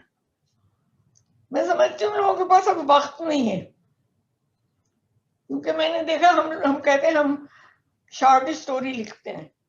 شارٹ اسٹوری کا اردو ترجمہ ہے مختصر افسانہ. میں اس پہ پوری اترتی ہوں، میں بڑا بول نہیں بول رہی، بقول ممتاز شیریں بڑا بول نہیں بول رہی، لیکن میں نے دیکھا لوگ کہتے ہیں مختصر افسانہ ہے اور 25 منٹ تک کہانی کو سناتے ہیں. میرے تو درمیان سے ہمیشہ کہانی چھوٹ جاتی ہے. تو شاید یہ وجہ بھی ہوگی اتنی طویل پڑھنے کے لیے لوگوں کے پاس وقت نہیں ہے. اگر آپ کہہ رہے ہیں ہم شارٹ اسٹوری لکھتے ہیں تو شارٹ لکھیں تاکہ لوگ شوق سے پڑھیں. اور یہ میرا ہمیشہ سے نہیں، آج سے نہیں، ہمیشہ سے اصول ہے کہ قاری کو اپنے ہمراہ رکھیں. اگر آپ نے ایسی کہانی لکھی ہے کہ کچھ بھی لکھا ہے کہ معلوم قاری تو آگے نکل گیا اور آپ وہیں ہیں، یا آپ آگے نکل گئی ہیں، قاری پیچھے کھڑا ہے، وہ صفحے پلٹ کے آگے نکل گیا ہے، میں یہ نہیں ہونے دیتی. آپ میری کہانیاں پڑھ لیں. قاری ہمیشہ میرے ہمراہ رہتا ہے اور تجسس میں رہتا ہے کہ اب کیا ہوگا، اب کیا ہوگا، جس میں میرا کوئی ارادہ نہیں تھا، بس اس کو لکھتی ہوں. تو یہ چیز میں نے بھی بہت لوگوں سے پوچھی ہوئے تھے، بس اب ٹائم نہیں ہے پڑھنے کا. فیس بک میں جو لوگ لکھتے ہیں نا، بس ان کو وہ لوگ جانتے ہیں. اگر ان سے پوچھ لو کہ جیسے ابھی نئے نام نہیں ہے، پرانے نام ہے، لیکن وہ کہتے ہیں ہم نہیں جانتے. منٹو اور عصمت کو کب تک گنو گے بھائی، ابھی بھی بہت لوگ ہیں تو وہ نہیں جانتے. ان کا کہنا یہی وقت نہیں ہے اتنی چیز ناول پڑھنے کا اور اتنے طویل افسانے پڑھنے کا. لیکن میں سمجھتی ہوں اگر آپ کے اندر شوق ہے، میں تو پڑھتی ہوں. میں پڑھتی ضرور ہوں، سننے میں میرے ذرا ہوتا ہے کہ میرے دھیان سے چھوٹ جاتا ہے افسانہ. تو آپ کی بات اس حد تک صحیح ہے کہ سب چاہتے ہیں کہ بس اب جلدی سے فیس بک پہ کچھ پڑھ لیں، یا وہ نکلا ہے ریختہ وہاں چلے جائیں، وہاں کچھ دیکھ لیں اپنی مرضی کا. اس طرح کا ہے. یہ صرف مجھے لگتا ہے کہ لوگوں کا سوچ جو ہے نا وہ کاروباری ہو گئی ہے، پیسہ کمانے کی طرف زیادہ لگ گئی ہے. پڑھنے لکھنے میں کون، وہ بھی ادب، کون وقت گوائے گا؟ کوئی بھی نہیں گواتا. افسوس تو بہت ہوتا ہے، مگر ہم لیڈر تو ہے نہیں، ہم کچھ کر ہی نہیں سکتے. جی حسین حیدر صاحب. جی وہ آپ کے آج کے انٹرویو سے پہلے میں نے خاص طور سے آپ کی وہ جو عصمت آپا والی کتاب پڑھی. اس سے پہلے بھی پڑھ چکا تھا میں، لیکن وہ ہے ایسی کہ اسے جب بھی جی چاہے آدمی کہیں سے بھی اٹھا کے پڑھنا شروع کر دے. مگر جو بات میں کہنا چاہ رہا تھا، آپ کی بات عصمت آپا کی جو بات کو میں ایڈ کرنا چاہ رہا تھا کہ یہ جو کتاب ہے اس کی ٹیکنیک ایسی ہے کہ مطلب میں نے کبھی اس سے پہلے کہیں کسی کا انٹرویو اور یا کسی کے تذکرے میں یہ ٹیکنیک نہیں دیکھی کہ پہلے جو بھی ایک انہوں نے چھوٹی سی بھی بات کہی تو اس کی اس کتاب میں پوری سیاق و سباق سے اس کو ایکسپلین کیا گیا ہے، اور اس سے جو کتاب کا جو لطف ہے وہ دوبارہ ہو جاتا ہے. یہ اس کتاب کی میرے خیال ایک ٹیکنیک تھی جس کو شاید کسی نے بھی نہیں برتایا. یہ پہلی مرتبہ میں نے دیکھا اور بڑی کامیاب ٹیکنیک ہے. اور نہ صرف یہ بلکہ میرا خیال ہے کہ فاروقی صاحب نے بھی اس کو اپریشیٹ کیا ہوگا، اور اس کو ایک نمائندے کے طور پہ انہوں نے، ویسے خود کتاب وہ جو تذکرہ ہے وہ خود ہی اچھا ہے، لیکن اس ٹیکنیک کی وجہ سے بھی طالب علموں کو بتانے کے لیے کہ کس طرح سے ادب کے مختلف زاویے ہوتے ہیں، کس طرح سے نئی چیزیں لائی جاتی ہیں، اس میں جو نیا پن ہے وہ بڑی اس کی کامیاب تحریر ہے. تو میں نے خاص طور سے آج آپ کے انٹرویو سے پہلے اسے دوبارہ پڑھا اور میں مینشن بھی کرنا چاہ رہا تھا. تو تھینک یو ویری مچ، آپ نے مجھے موقع دیا. بہت شکریہ. اچھا انور صاحب. جی میں آپ کی ایک تحریر پڑھ رہا تھا جو غالباً کل یا پرسوں فیس بک پر نظر آئی. میں اس سے پہلے پڑھ کے آپ کو سناتا ہوں. آپ نے لکھا ہے تخلیق کار کا معیار. زور سے بولیں گے. ایک تحریر جو آپ نے ابھی 2 یا 3 دن پہلے فیس بک پر لکھی ہے، جی میں اسے پڑھ کر آپ کو سنا رہا ہوں کہ آپ نے لکھا ہے تخلیق کار کا معیار و اقدار، اخلاقی نظریہ حیات اور اس کا تخلیقی وژن، یہ تمام لوازم غیر محسوس طور پر اس کی تحریر میں گھلے ہوتے ہیں. اسی سبب اس کے لیے کہانیاں لکھنا اتنا ہی دشوار ہے جتنا زندگی کرنا. تو آپ اس کی کچھ وضاحت کیجیے گا، آپ اس میں کیا بات کہنا چاہ رہی ہیں؟ کیا ہوا مزاج کو؟ آپ کی تحریر میں نے پڑھی 2-3 دن پہلے. جی اس میں آپ نے لکھا کہ تخلیق کار کا معیار و اقدار، اخلاقی نظریہ حیات اور اس کا تخلیقی وژن، یہ تمام لوازم غیر محسوس طور پر اس کی تحریر میں گھلے ہوتے ہیں. اسی سبب اس کے لیے کہانیاں لکھنا اتنا ہی دشوار ہے جتنا زندگی کرنا. मैं चाहूँगा कि आप इस बात को कुछ मज़ीद वजाहत के साथ बयान करती तो हम ज़्यादा मुस्तफ़ीद होते इससे। जी, कहानी लिखना ये हमने सोच लिया कि सिंपल एक होता है कि आपने कोई मौजू सोच लिया और उस पर लिख लिया। मैं सरल लिख नहीं पाती, ये मेरी मजबूरी है। मुझे कोई चीज़ क्लिक करती है तो मैं लिखती हूँ, और वो बहुत मुश्किल है। अगर आप कहानियां लिखते हैं या नहीं लिखते, जो भी उससे पूछ सकते हैं कि कितना पित्ता मारना पड़ता है हमें उस बात को लोगों तक पहुंचाने का, उनको समझाने का, उस मौजू को हकीकत में लाने का और पढ़ने के लिए मजबूर करने का। ये भी होता है कि ये ना हो, छोड़ दें लोग। अब हुसैन साहब यहाँ बैठे हुए, मैं बताती हूँ, उन्होंने मेरी एक कहानी हलाला 10 बार पढ़ी है बकौल उनके। क्यों? कुछ होगा ना ऐसा उसमें, और उनका म्यार कितना ऊंचा है मुझे मालूम है, बहुत अच्छा, और उनकी तारीफ मेरे लिए बहुत है। जैसे मैंने अभी कहा कि मैं जब कहानी लिखती हूँ तो मेरा हाल वो एक लेबर पेन वाली कैफियत में मैं होती हूँ, और मैं इसी हवाले से कहती हूँ कि बहुत दुश्वार है कहानी कहना, बयान करना, लिखना। इसके लिए बहुत ज़्यादा मेहनत करना पड़ती है, तब जाके कहानी वजूद में आती है और लोगों को पसंद भी आए। बकौल मैशर बताई उन्हीं, जिस दिए में जान होगी वो दिया रह जाएगा। मैं तो उसी पे हूँ कि पता नहीं जान है या नहीं है, वो तो आगे मुस्तकबिल बताएगा। बहुत शुक्रिया जी। रेहान भाई, रेहान कैसे साहब? जी शकीला आपका, आपसे एक और क्वेश्चन है। एक तो आपने बड़ा असमत चुगताई का वक्त याद दिला दिया। हम वो जब मैं ससुराल में भी जब ठहरी थी तो हम ऑलमोस्ट सारी रात बैठे बात करते रहते, तो वाकई उनकी बातें सुनने की होती थी। मेरा दूसरा क्वेश्चन आपसे ये है कि क्या आप अभी भी आप लिख रही हैं, और आप अपनी तहरीर में सबसे ज्यादा किस तहरीर को पसंद करती हैं? नहीं, मैं आपको अब क्या बताऊं, ये तो फैसल से के वालिद जो थे शबनम रूमानी, उनके पर्चे में मैंने लिखा है, और मैं उस वक्त से फैसल को जानती हूँ, और इससे मैं इनकार नहीं कर सकी, वरना मेरी सेहत अब इस काबिल नहीं रही है, और मेरे हाथों में प्रॉब्लम है, मैं कलम नहीं पकड़ सकती। अब तो मैं लिखती ही नहीं हूँ कोई 4-5 साल से, बस थोड़ा टाइप कर लेती हूँ, तो वो छोटी छोटी नज़मों पे गुजारा है। लेकिन अगर मौका मिले तो जाहिर है अभी तजुर्बा और बढ़ गया है, पढ़ती बहुत हूँ, मुताला भी बढ़ गया है, लिख सकती हूँ, मगर मैं अब लिखती नहीं लिख नहीं पाती, ये कह सकते हैं आप। जी बहुत शुक्रिया। डॉक्टर बुलंद इकबाल। अरे बुलंद भी आए, कैसी तबीयत है तुम्हारी? बिल्कुल ठीक हूँ आप ही, बहुत शुक्रिया। अच्छा, बहुत अच्छी बातचीत चल रही है। आप ही कुछ बातें हैं जो जरा थोड़ी दूसरी नौयत की हो जाती है यहाँ पे। करें बात, ये तो खुला चैनल है, आप बात करें, क्या करना है। अच्छा जरूर। देखिए, जब हम शॉर्ट स्टोरीज, मैं ये सीखने के लिए कह रहा हूँ, इसलिए कि आपसे हमेशा ही मैंने सीखा, जब हम शॉर्ट स्टोरीज की बात करते हैं, अफसानों की बात करते हैं, तो यूजुअली हमारे जहन में ये ख्याल आता है कि ये हुनर हमने मगरिब से इख्तियार किया है, मतलब ये जो शॉर्ट स्टोरी और नॉवेल वगैरह है जो है वो उधर से। अच्छा, मगरिब लिटरेचर पर अगर हम एक नजर डालें तो हमें एक तवील हिस्ट्री नजर आती है। हमें नजर आता है वो एक पूरा तवील सफर, वो ग्रीक फिलॉसफी से में अदब नजर आता है, फिर हम वो मिडिवल दौर में भी आते हैं, और रेनेसांस में भी आते हैं, न्यू क्लासिकल में और क्लासिकल में, और फिर मॉडर्निज्म में, और अब हम पोस्ट मॉडर्निज्म में हैं।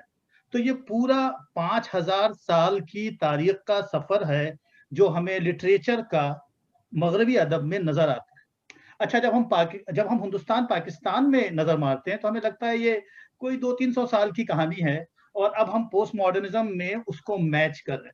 ये तो एक बुनियादी बैकग्राउंड है, मगर मुझसे आपसे ये सीखना था कि आप कहाँ देखती हैं, क्या हम शॉर्ट स्टोरी को अब उसी पैरामीटर से, क्योंकि पोस्ट मॉडर्निज्म के इस दौर में अभी आपने फरमाया कि आप सिंबॉलिक एक्सप्रेशंस को इतना जरूरी नहीं समझती, या आप नहीं समझती कि इट्स वेरी वैल्यूएबल, मगर चूंकि ये अदब का हिस्सा रहा, क्योंकि ये इर्तिकाई सफर का हिस्सा रहा, और अल्टीमेटली इस लेवल पर आए, और मैं समझता हूँ कि इर्तिकाई अमल में शामिल होना चाहिए ताकि चीजें अपने अच्छे एक्सट्रैक्ट की शक्ल में आए। तो अब आप क्या देखती हैं कि हमारे, और फिर अच्छा वो एक अलग कहानी है कि लोगों को पढ़ने का शौक नहीं है, मुझे उसमें कोई इंटरेस्ट नहीं है, किसी को शौक हो या ना हो, किसी के पास टाइम हो या ना हो, वो एक अलग मसला है, लेकिन अदब का अपना इर्तिकाई अमल तो चलता ही रहेगा। تو آپ کیا دیکھتی ہیں کہ اب ہمارا کیا مستقبل ہے پوسٹ ماڈرنزم کے دور کے بعد؟ اب آپ مغرب اس طرف چل رہا ہے اور بہرحال یہ گلوبل ورلڈ ہے، تو ہمارے یہاں کس قسم کے افسانے لکھے جائیں؟ کیا اچھوتی بات کی جائے؟ کیا نیا ہنر تیار کیا جائے؟ کہ اب ہم وہ عصمت چغتائی اور قرۃ العین اور منٹو کے امپریشن سے بھی آگے نکلے، ایک نیا قدم ہو ہمارا؟ دیکھیں بلند، آپ پرانے اچھے لکھنے والوں کو ریجیکٹ نہیں کر سکتے، انہوں نے ہمیں لکھنا سکھایا ہے. میں ریجیکٹ کرنے کی بات نہیں کر رہا. ہاں نہیں تو جیسا آپ ہی، میں ریجیکٹ کرنے کی بات نہیں کر رہا، میں اگلے قدم کی بات کر رہا ہوں. اگلے اس کی بات کر رہی ہوں. اب ضروری نہیں کہ ہم عصمت چغتائی اور کرشن چندر اور فلاں کو ریجیکٹ کر کے سیکھیں. آپ ان سے اچھا لکھ کے دکھا دیں، لیکن اس میں ولگر نہیں ہونا چاہیے. آج کل معیار یہ ہے، ولگیرٹی جتنی ہے اتنی اونچا افسانہ ہے بھائی، میں نہیں سمجھتی اس کو.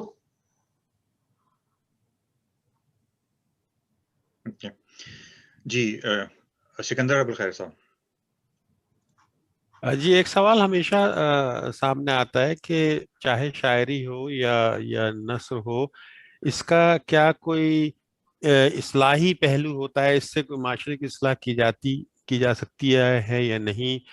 اکثر جگہوں پہ اشعار کو تو بہت استعمال کیا گیا ہے لوگوں کو انسپائر کرنے کے لیے، تو کیا افسانے کا بھی ایسا کوئی کردار ہے معاشرے میں یا ہو سکتا ہے؟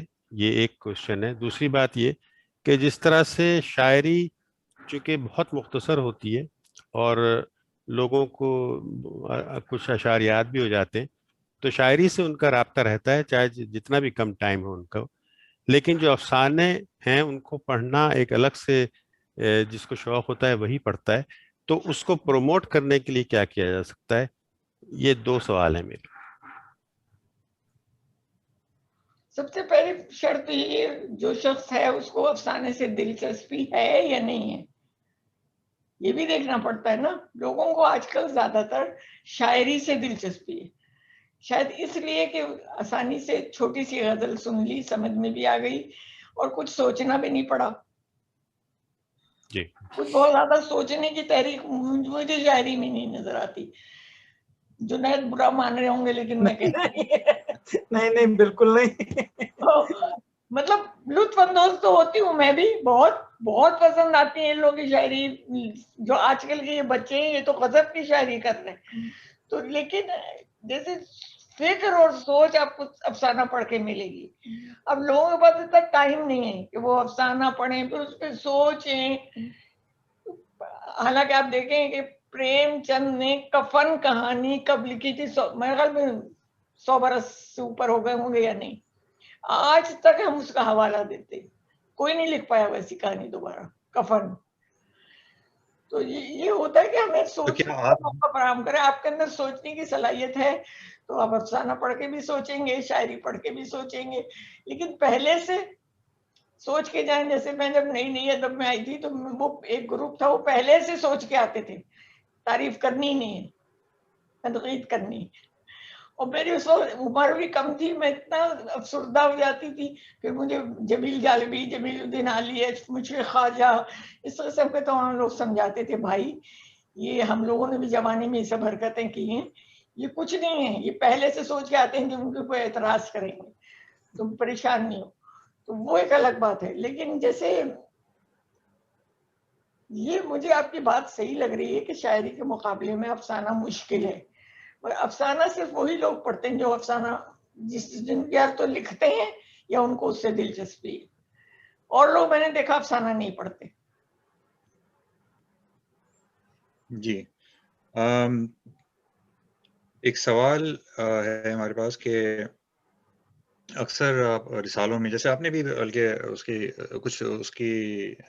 حوالے سے کچھ باتیں کی، رسالوں میں اب جو بلکہ یوں سمجھ لیں کہ جو بعض رسالوں میں ہمیں کہانیاں پڑھنے کو ملتی ہیں یا افسانے پڑھنے کو ملتے ہیں، بعض اوقات ایسا ہوتا ہے کہ ہم اس کو جو پڑھیں تو اس کو پڑھنے والے جو نقاد ہیں یا جو قاری ہیں، بعض اوقات وہ کہتے ہیں کہ یہ افسانے سے زیادہ رپورتاج لگ رہا ہے، اس میں ان کو افسانہ پن نہیں نظر آیا. تو آپ کے خیال میں وہ کون سا لازمی جز ہے افسانے میں جو اس کو افسانہ بناتا ہے؟ میں نے پہلے بھی بتا دیا میرا اپنا خیال، قاری کو ہمراہ لے کے چلیں، اور بنت کہانی میں بہت سخت اہمیت رکھتی ہے کہ آپ اس کو کیسے بن رہے ہیں.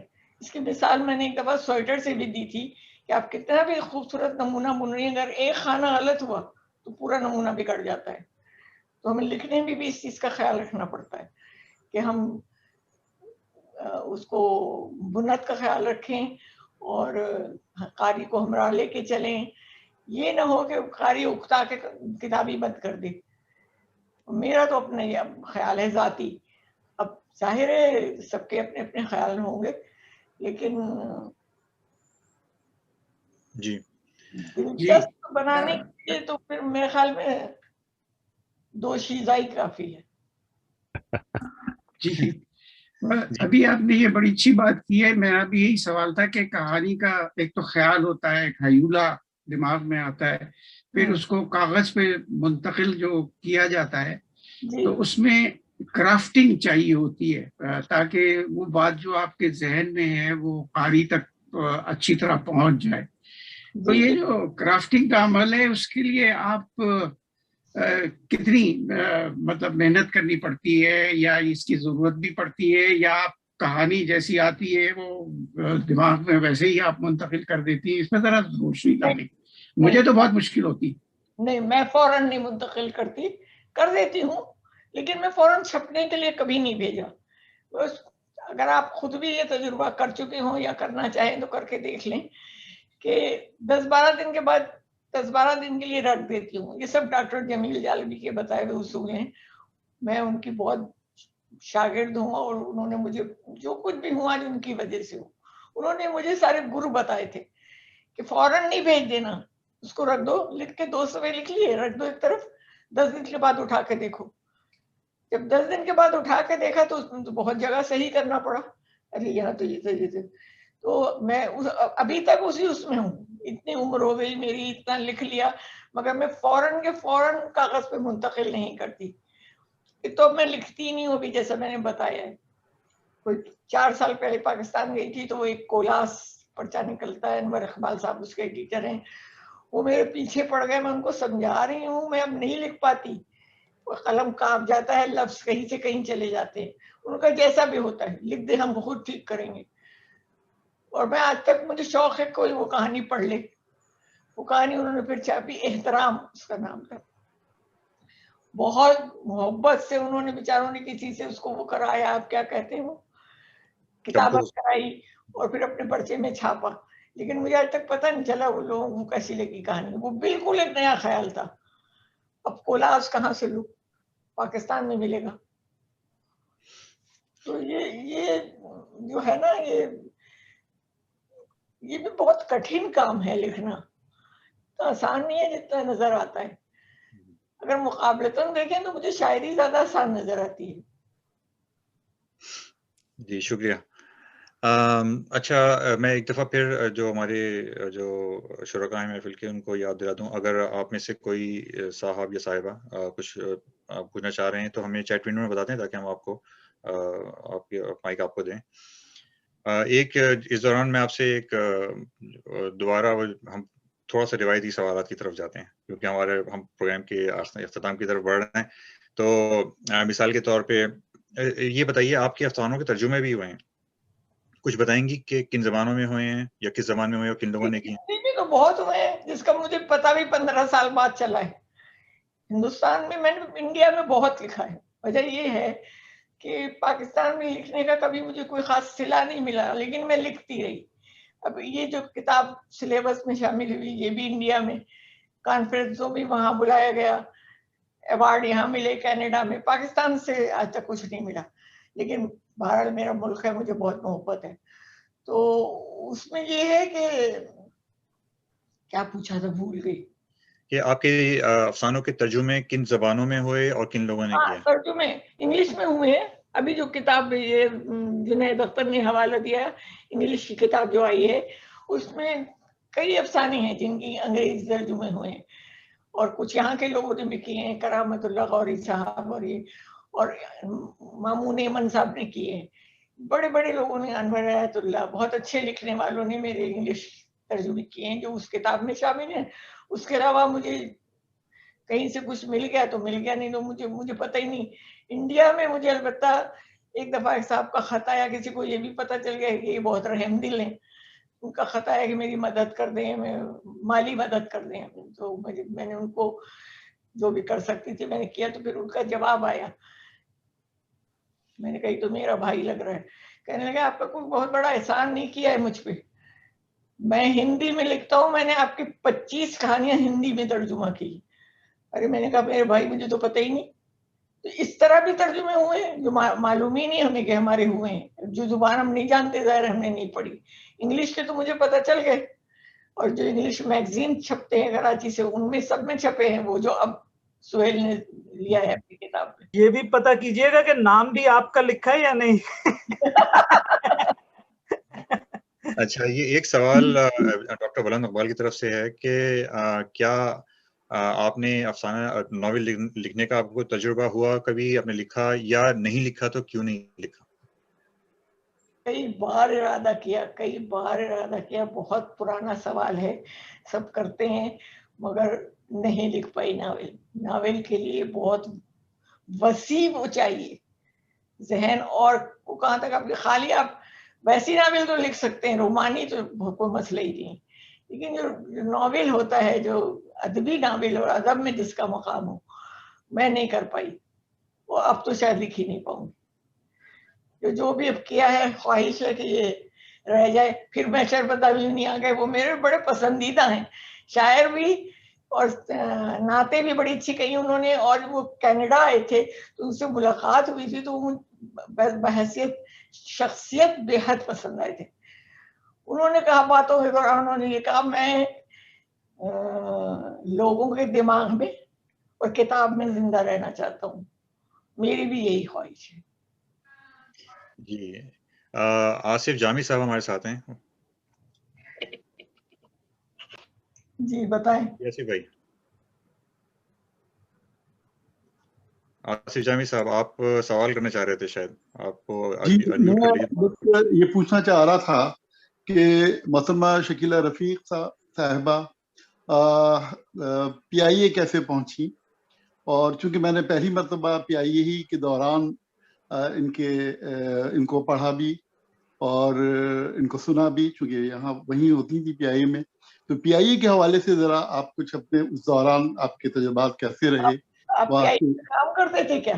جی میں پرسنل ایڈمنسٹریشن HR میں تھا. ایم آر خان صاحب ہمارے مینیجر تھے, آپ کا بھی ان سے رابطہ رہا پبلک ریلیشن ڈپارٹمنٹ سے.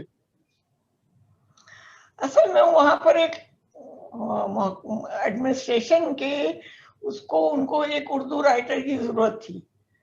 آپ کو پتہ ہے پی آئی اے میں حرام ہے اردو بولنا.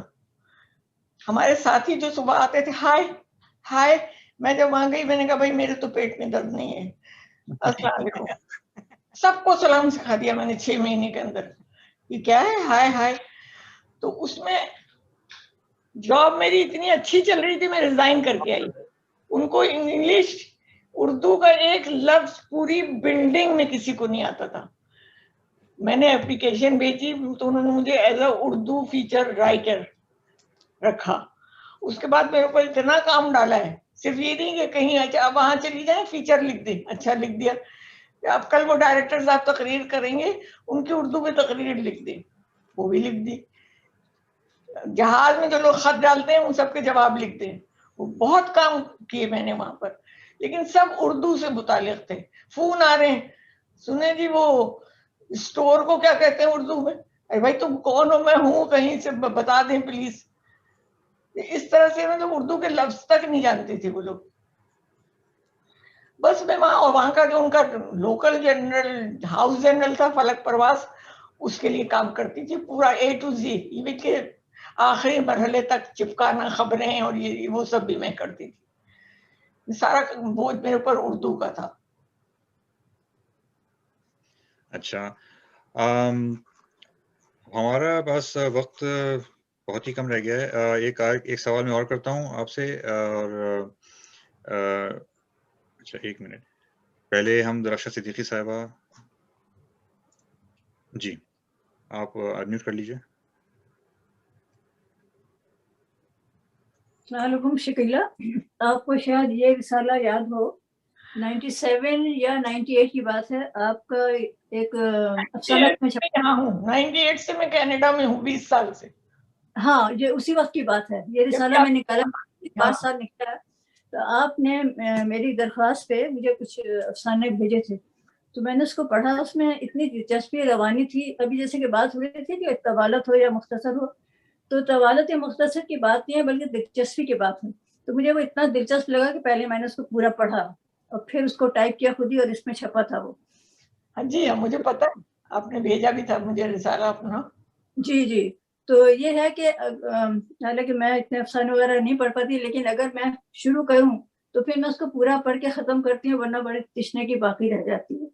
تو اگر وہ اپیل کر جائے, آپ کو اچھا لگے, تو مطلب ایسا نہیں کر سکتی میں کہ اس کو چھوڑ دوں. تو جو بھی ہے, چاہے وہ نظم ہو, غزل ہو یا افسانہ ہو, اور مجھے اگر پسند آئے, اس میں دلچسپی ہے, تو میں اس کو ضرور پڑھتی ہوں. اور یہ بات میں نے آپ کے افسانوں میں دیکھی, اس میں اتنی روانی ہے, سچی کہانی کی طرح لگا. جب میں نے افسانہ پڑھا تو مجھے لگا کہ یہ ضرور کسی کی کہانی ہے جو آپ نے اپنے قلم میں کی. یہی افسانے کی خوبی ہے, پڑھنے والے کو اپنی کہانی لگے. بالکل, تو وہ بہت سچائی لگی مجھے. میں آپ کو مبارکباد پیش کرتی ہوں کہ اور اللہ تعالیٰ زور قلم اور زیادہ کرے. بہت شکریہ. اچھا ایک سوال یہ کہ آپ کے افسانوں کے حوالے سے اتنے لوگوں نے لکھا, بہت بڑے بڑے لوگوں نے رائے دی, ان کے سراہا, نقادوں نے, سہر انصاری صاحب نے آپ کے افسانوں کا انتخاب کیا.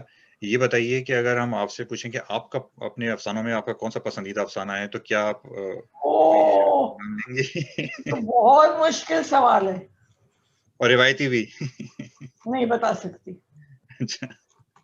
دیکھیں, انسان کی جو بھی تخلیقات ہیں, افسانے ہو, شاعری ہو, کوئی بھی ہو, اس میں سے یہ پریفر کرنا کہ یہ اچھا ہے, میں سمجھتی ہوں میرے لیے بہت مشکل ہے. مجھ سے کوئی دفعہ پوچھ رہا تھا تو میں نے کہا بھائی ہماری تخلیقات ہمارے بچوں کی طرح ہوتی ہیں, سب سے پیار ہوتا ہے. تو انہوں نے مذاق میں کہا نہیں, کوئی ایک آدھ بچہ کالا بھی پیدا ہو جاتا ہے. تو میں نے کہا ماں کو تو کالے سے بھی پیار ہوگا. تو میرے لیے بہت مشکل ہے فیصل, میں نہیں بتا پاؤں گی. ہاں ایک افسانہ ایسا ہے ضرور ہے جو لوگ سمجھ ہی نہیں پاتے اور مجھ سے ہمیشہ پوچھتے رہتے ہیں یہ کیا ہے. وہ آپ کے ابا کے پرچے میں شائع ہوا تھا, گونجتی ہوئی خاموشیاں. جی ٹھیک, بہت شکریہ. اچھا ایک جی, گونجتی ہوئی خاموشیاں, گونجتی جی جی. اچھا میں ایک اور ذکر کرتا چلوں, بہت ہمارے محترم خورشید عبداللہ صاحب ہیں, جو کہ لطف اللہ خان صاحب کا جو آڈیو خزانہ جس کو سنبھال کر رکھا ہے, اور اس میں مزید اضافے بھی کر رہے ہیں. انہوں نے آپ کے لیے ایک تحفہ بھیجا, آڈیو. آپ کا کوئی افسانہ ہے, آپ کا ایک افسانہ ہے برف کا دھواں, وہ آپ نے کہیں اس کو پڑھا ہوگا, تو اس کی آڈیو ان کے پاس محفوظ, انہوں نے مجھے بھیجی, میں آپ کو وہ بھیجوں گا. ضرور, بالکل, بہت پرانی کہانی. جی اچھا ہمارے جی اچھا بلند اقبال بھائی جو ہیں, وہ ان کے پاس ایک اور سوال ہے, لیکن وہ میرے خیال میں جنید, ہاں جنید پوچھو گے. وہ کوسچن ڈسکس ہو گیا میرے خیال میں, ناول کے حوالے سے ہو چکا ہے نا آلریڈی. نہیں میں بلکہ ان کو موقع دیتا ہوں, ان کو خود ہی آپ پوچھنے زیادہ اچھا ہوگا. جی بلند اقبال, آپ انمیوٹ کر کے اگر آپ خود پوچھ لیں تو زیادہ اچھا ہوگا. آپ کی میری بڑی بہن کی طرح ہے, میں ان سے بڑا بے تکلف سا ہوں, میں ان سے خوب ساری باتیں کرتا رہتا ہوں فون پہ, اس لیے تھوڑا چلتا ہے. تو آپ کیسا دیکھتی ہیں اپنے آپ کو, کیونکہ آپ شاعری بھی کر رہی ہیں, تو آپ ایک بہتر افسانے نگار ہیں جو کہ ہیں, یا ایک اچھی شاعرہ ہیں؟ ان دونوں کو اگر آپ الگ الگ کر کے کمپیئر کریں تو کہاں آپ لگتا ہے کہ آپ اچھی شاعرہ ہیں یا افسانے نگار؟ بیچ کی بات نہیں کریے گا. مجھے پتا تھا تم ایسے ہی سوال کرو گے. اچھا میں بتا رہی ہوں میں, اور مجھے پتا ہے آپ ویسے ہی جواب دیں گے. اچھا جواب शायरी मेरा शौक है। शायरी मैंने किसी मुसम्मम इरादे के तहत नहीं शुरू की, शौकिया शुरू की है, लेकिन उसके लिए वो बहुत बड़ा दावा भी नहीं कर रही हूँ, लेकिन किसी खिफत का शिकार भी नहीं हूँ। बहुत लोगों से अच्छा लिख रही हूँ मैं उनकी शायरी पढ़ती हूँ, लेकिन तब तो मुकाबला करोगे, वैसे तो मैं मिज़ाह भी लिख लेती हूँ, तो अफसाने का ज़ाहिर जवाब नहीं है। मेरी नस्र जो है ना वो सबसे पहले आती है। मगर अब देखें, अभी इरफान सत्तार कह के गए, अब जब वो मेरी नज़्म की तारीफ करेंगे तो ज़ाहिर है मैं तो बड़ी खुश होंगी जी। लिख लेती हूँ। अच्छा जी, अच्छा अब हमारे पास यहाँ पे वैसे तो टाइम खत्म हो गया है। सलमान अतहर साहब और फेसबुक पे उन्होंने अभी सलाम भी भेजा आपको, और उन्होंने ये कहा कि अगर कुछ सुनवा दें तो मेरा ख्याल है अगर कोई साहब कुछ पूछना चाह रहे हैं तो अभी बताएं। हमारे पास इतना वक्त है कि हम या तो सवाल ले लें या फिर अफसाना सुन लें। मेरे ख्याल है मैं अफसाना सुना देती हूँ। जी जरूर। अच्छा, अब आप अफसाना सुनाने जा रही हैं तो मैं यहाँ थोड़ी सी मदाखलत करता हूँ फैसल की इजाजत से। तो शकीला साहब, मैं चाहूंगा कि आप हमें अपना वो वाला अफसाना सुनाएं जिसकी क्या कहते हैं, अपना एक दफा शायद ड्रामाई तश्कील भी की गई पीटीवी से। टीवी सवाल भी किसी ने पूछा था कि आपने पीटीवी के लिए लिखा या नहीं, तो इससे पता चलेगा कि लिखा तो शायद खास तौर पे पीटीवी के लिए नहीं था, लेकिन वो अफसाना मतलब पीटीवी ने उसकी ड्रामाई उनको वहाँ के उस वक्त जो थे, क्या बोलूं, उनको बहुत पसंद आया था प्रोड्यूसर साहब को, तो उन्होंने उसका ये किया कि हम इसकी ड्रामाई तश्कील आप पढ़ें और हम ड्रामाई तश्कील भी साथ साथ करेंगे। वो प्रोग्राम सहार अंसारी साहब कर रहे थे। सहार अंसारी ने कहा अपने दिल से कुछ नहीं करो, उनसे पूछ लो भाई। तो उन्होंने पूछा तो मैंने कहा ठीक है आप कर लें, मैं तो पढ़ती रहूँ, मुझे पता ही नहीं करेगा आप क्या कर रहे हैं। कहेंगे नहीं हम करेंगे, फिर आप जब देखेंगे आप पूछोगे। और वाकई उन्होंने जान डाल दी थी तहरीर में, बड़ा अच्छा ड्रामा बनाया था। हाँ, वो मैंने एक से ज्यादा दफा देखा है आपका वो ड्रामा ना। हाँ बिल्कुल, और वो मुझे खास तौर पे उसकी पंच लाइन भी मुझे बहुत अच्छी लगी थी। अगर आप वो सुनाएं। अच्छा ठीक है, तो इत्तेफाक से सामने ही निकल आया ये, तो मैं अब सुनाती हूँ। इसका अफसाने का उन्वान है एक वोट। एक वोट। ये पाकिस्तान के इलेक्शन जिस तरह होते हैं ना, उनके ऊपर एक चोट है, मगर फायदा कोई नहीं, हमने लिख दिया, किसने पढ़ा किसने नहीं, अभी यही बात हो रही थी तो बाहर। तो अफसाने का उन्वान है एक वोट। कल सुबह से माई जीरा परेशान थी और आज दोपहर से तो बहुत ज्यादा परेशान हो गई थी।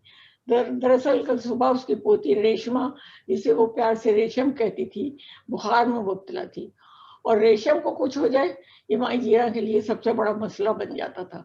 वो दिन रात एक कर देती, अगर रेशम के बदन में दर्द हो अपने झुर्रियों भरे हाथों से उस वक्त तक सरसों के तेल की मालिश करती रहती जब तक कि वो मजीद दर्द से कराह न उठती।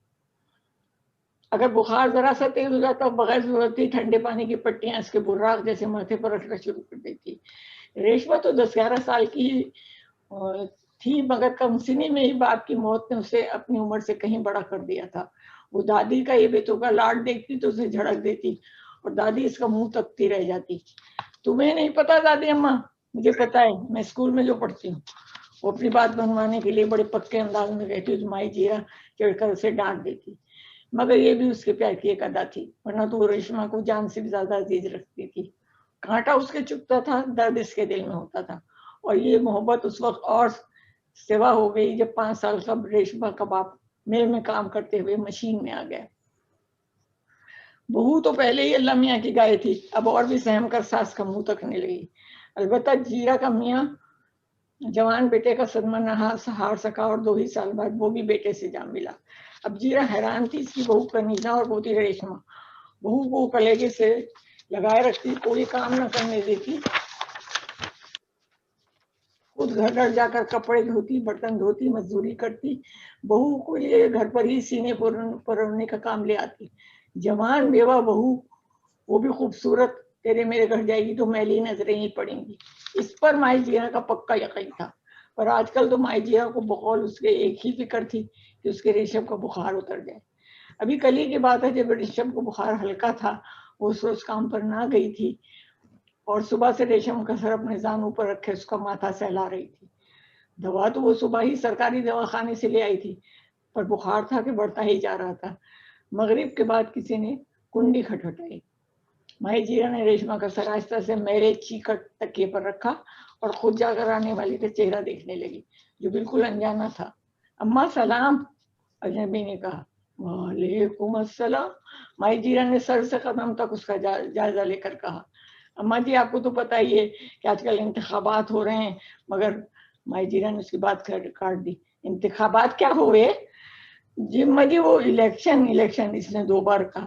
تو ایسا بولنا الیکشن, وہ تو میں بھی جانے ہوں. اور نوجوان نے سوچا اماں جی کو اردو میں بے ناحق سمجھایا. پھر بولا تو اماں جی پوچھنا یہ تھا کہ آپ لوگ اپنا ووٹ کس کو دے رہی ہیں؟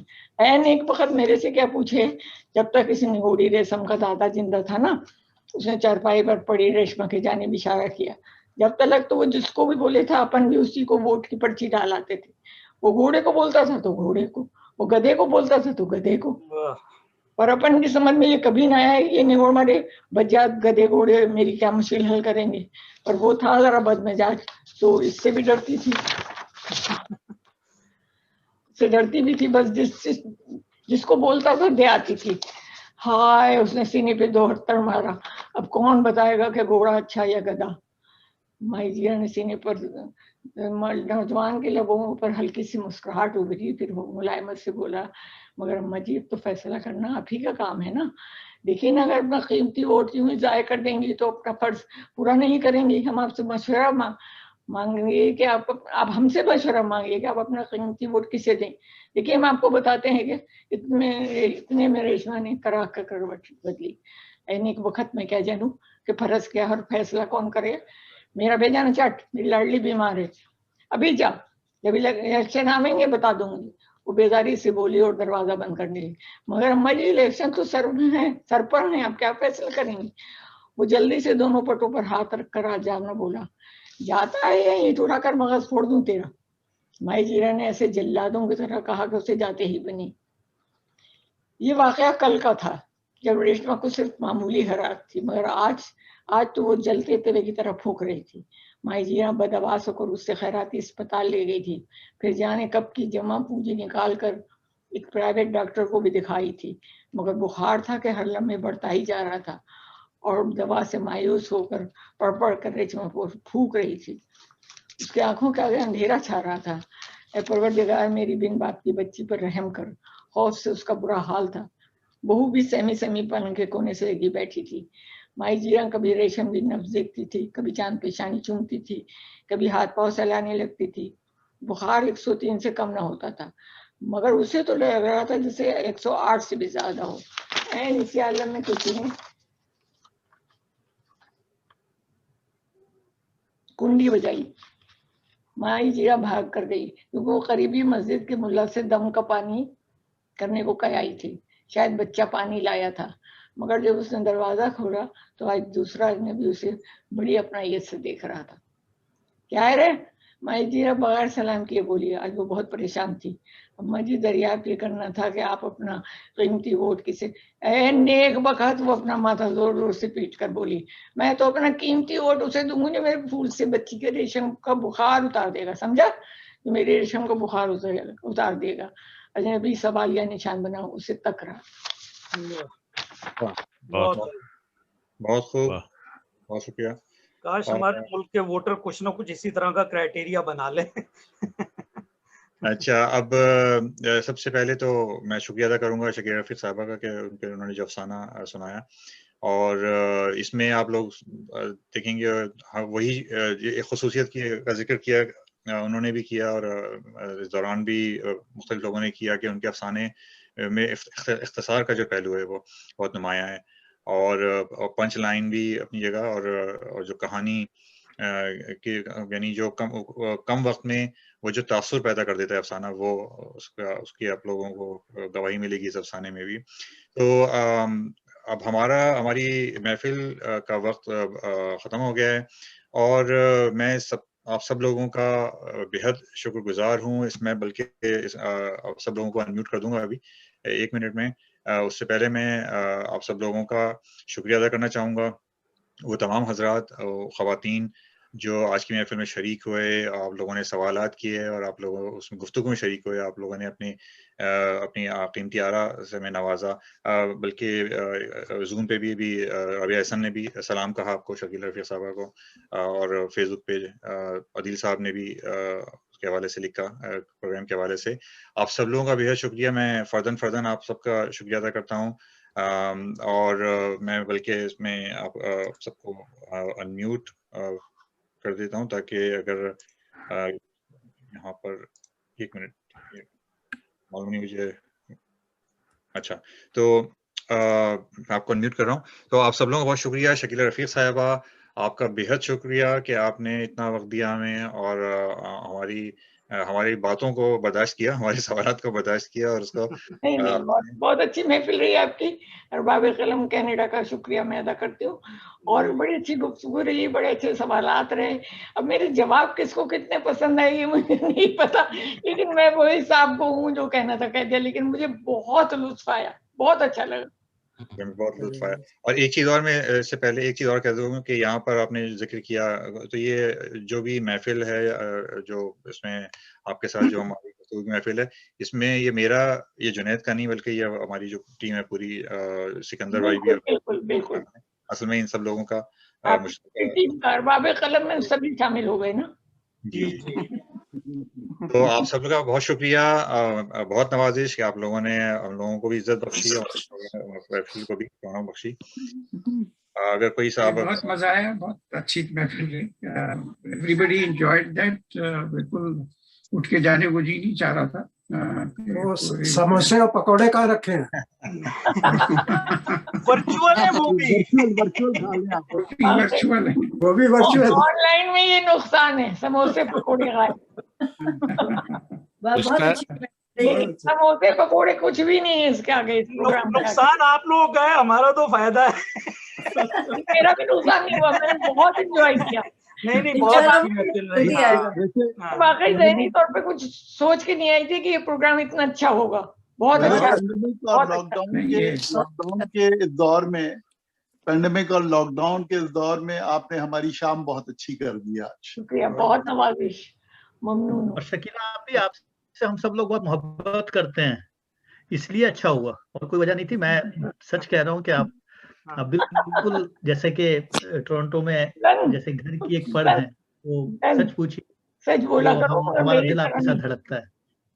बहुत शुक्रिया आपका कि आपने इतनी सारी बातें आज करने को मौका मिला। जी बहुत शुक्रिया आप सब लोगों का, और इंशाल्लाह ताला फिर हम कुछ दिन बाद फिर किसी निश्चित के साथ हाजिर होंगे, गुफ्तगू मुकालमे के साथ। फैसल का भी बहुत बहुत शुक्रिया कि उन्होंने बड़ा अच्छा कंपेयरिंग की, बड़ी अच्छी तरह से मिक्स मैच करते रहे, और बहुत अच्छी खैर हासिल बातें। हमें भी कुछ कहना था कि हमने पहली मर्तबा ऐसी किसी महफिल में, यहाँ लोकल लेवल पे पहली किसी महफिल में शिरकत की है। हमें भी बहुत अच्छा लग रहा है ये देखकर। बहुत शुक्रिया, बहुत शुक्रिया। और अब आप कोशिश कीजिएगा कि शिरकत करती रहें। आप बुलाते रहेंगे तो हम इंशाल्लाह। चलिए ओके, मैं फिर इसको डिस्कनेक्ट करता हूँ। आप सब लोगों का एक दफा फिर बहुत ममनून हूँ, शुक्रिया। और चाय समोसे का रेंज चेक ले लीजिए बाद। इंशाल्लाह जिस दिन लाइव प्रोग्राम होगा। इंशाल्लाह। ओके, बहुत शुक्रिया शकीला साहब।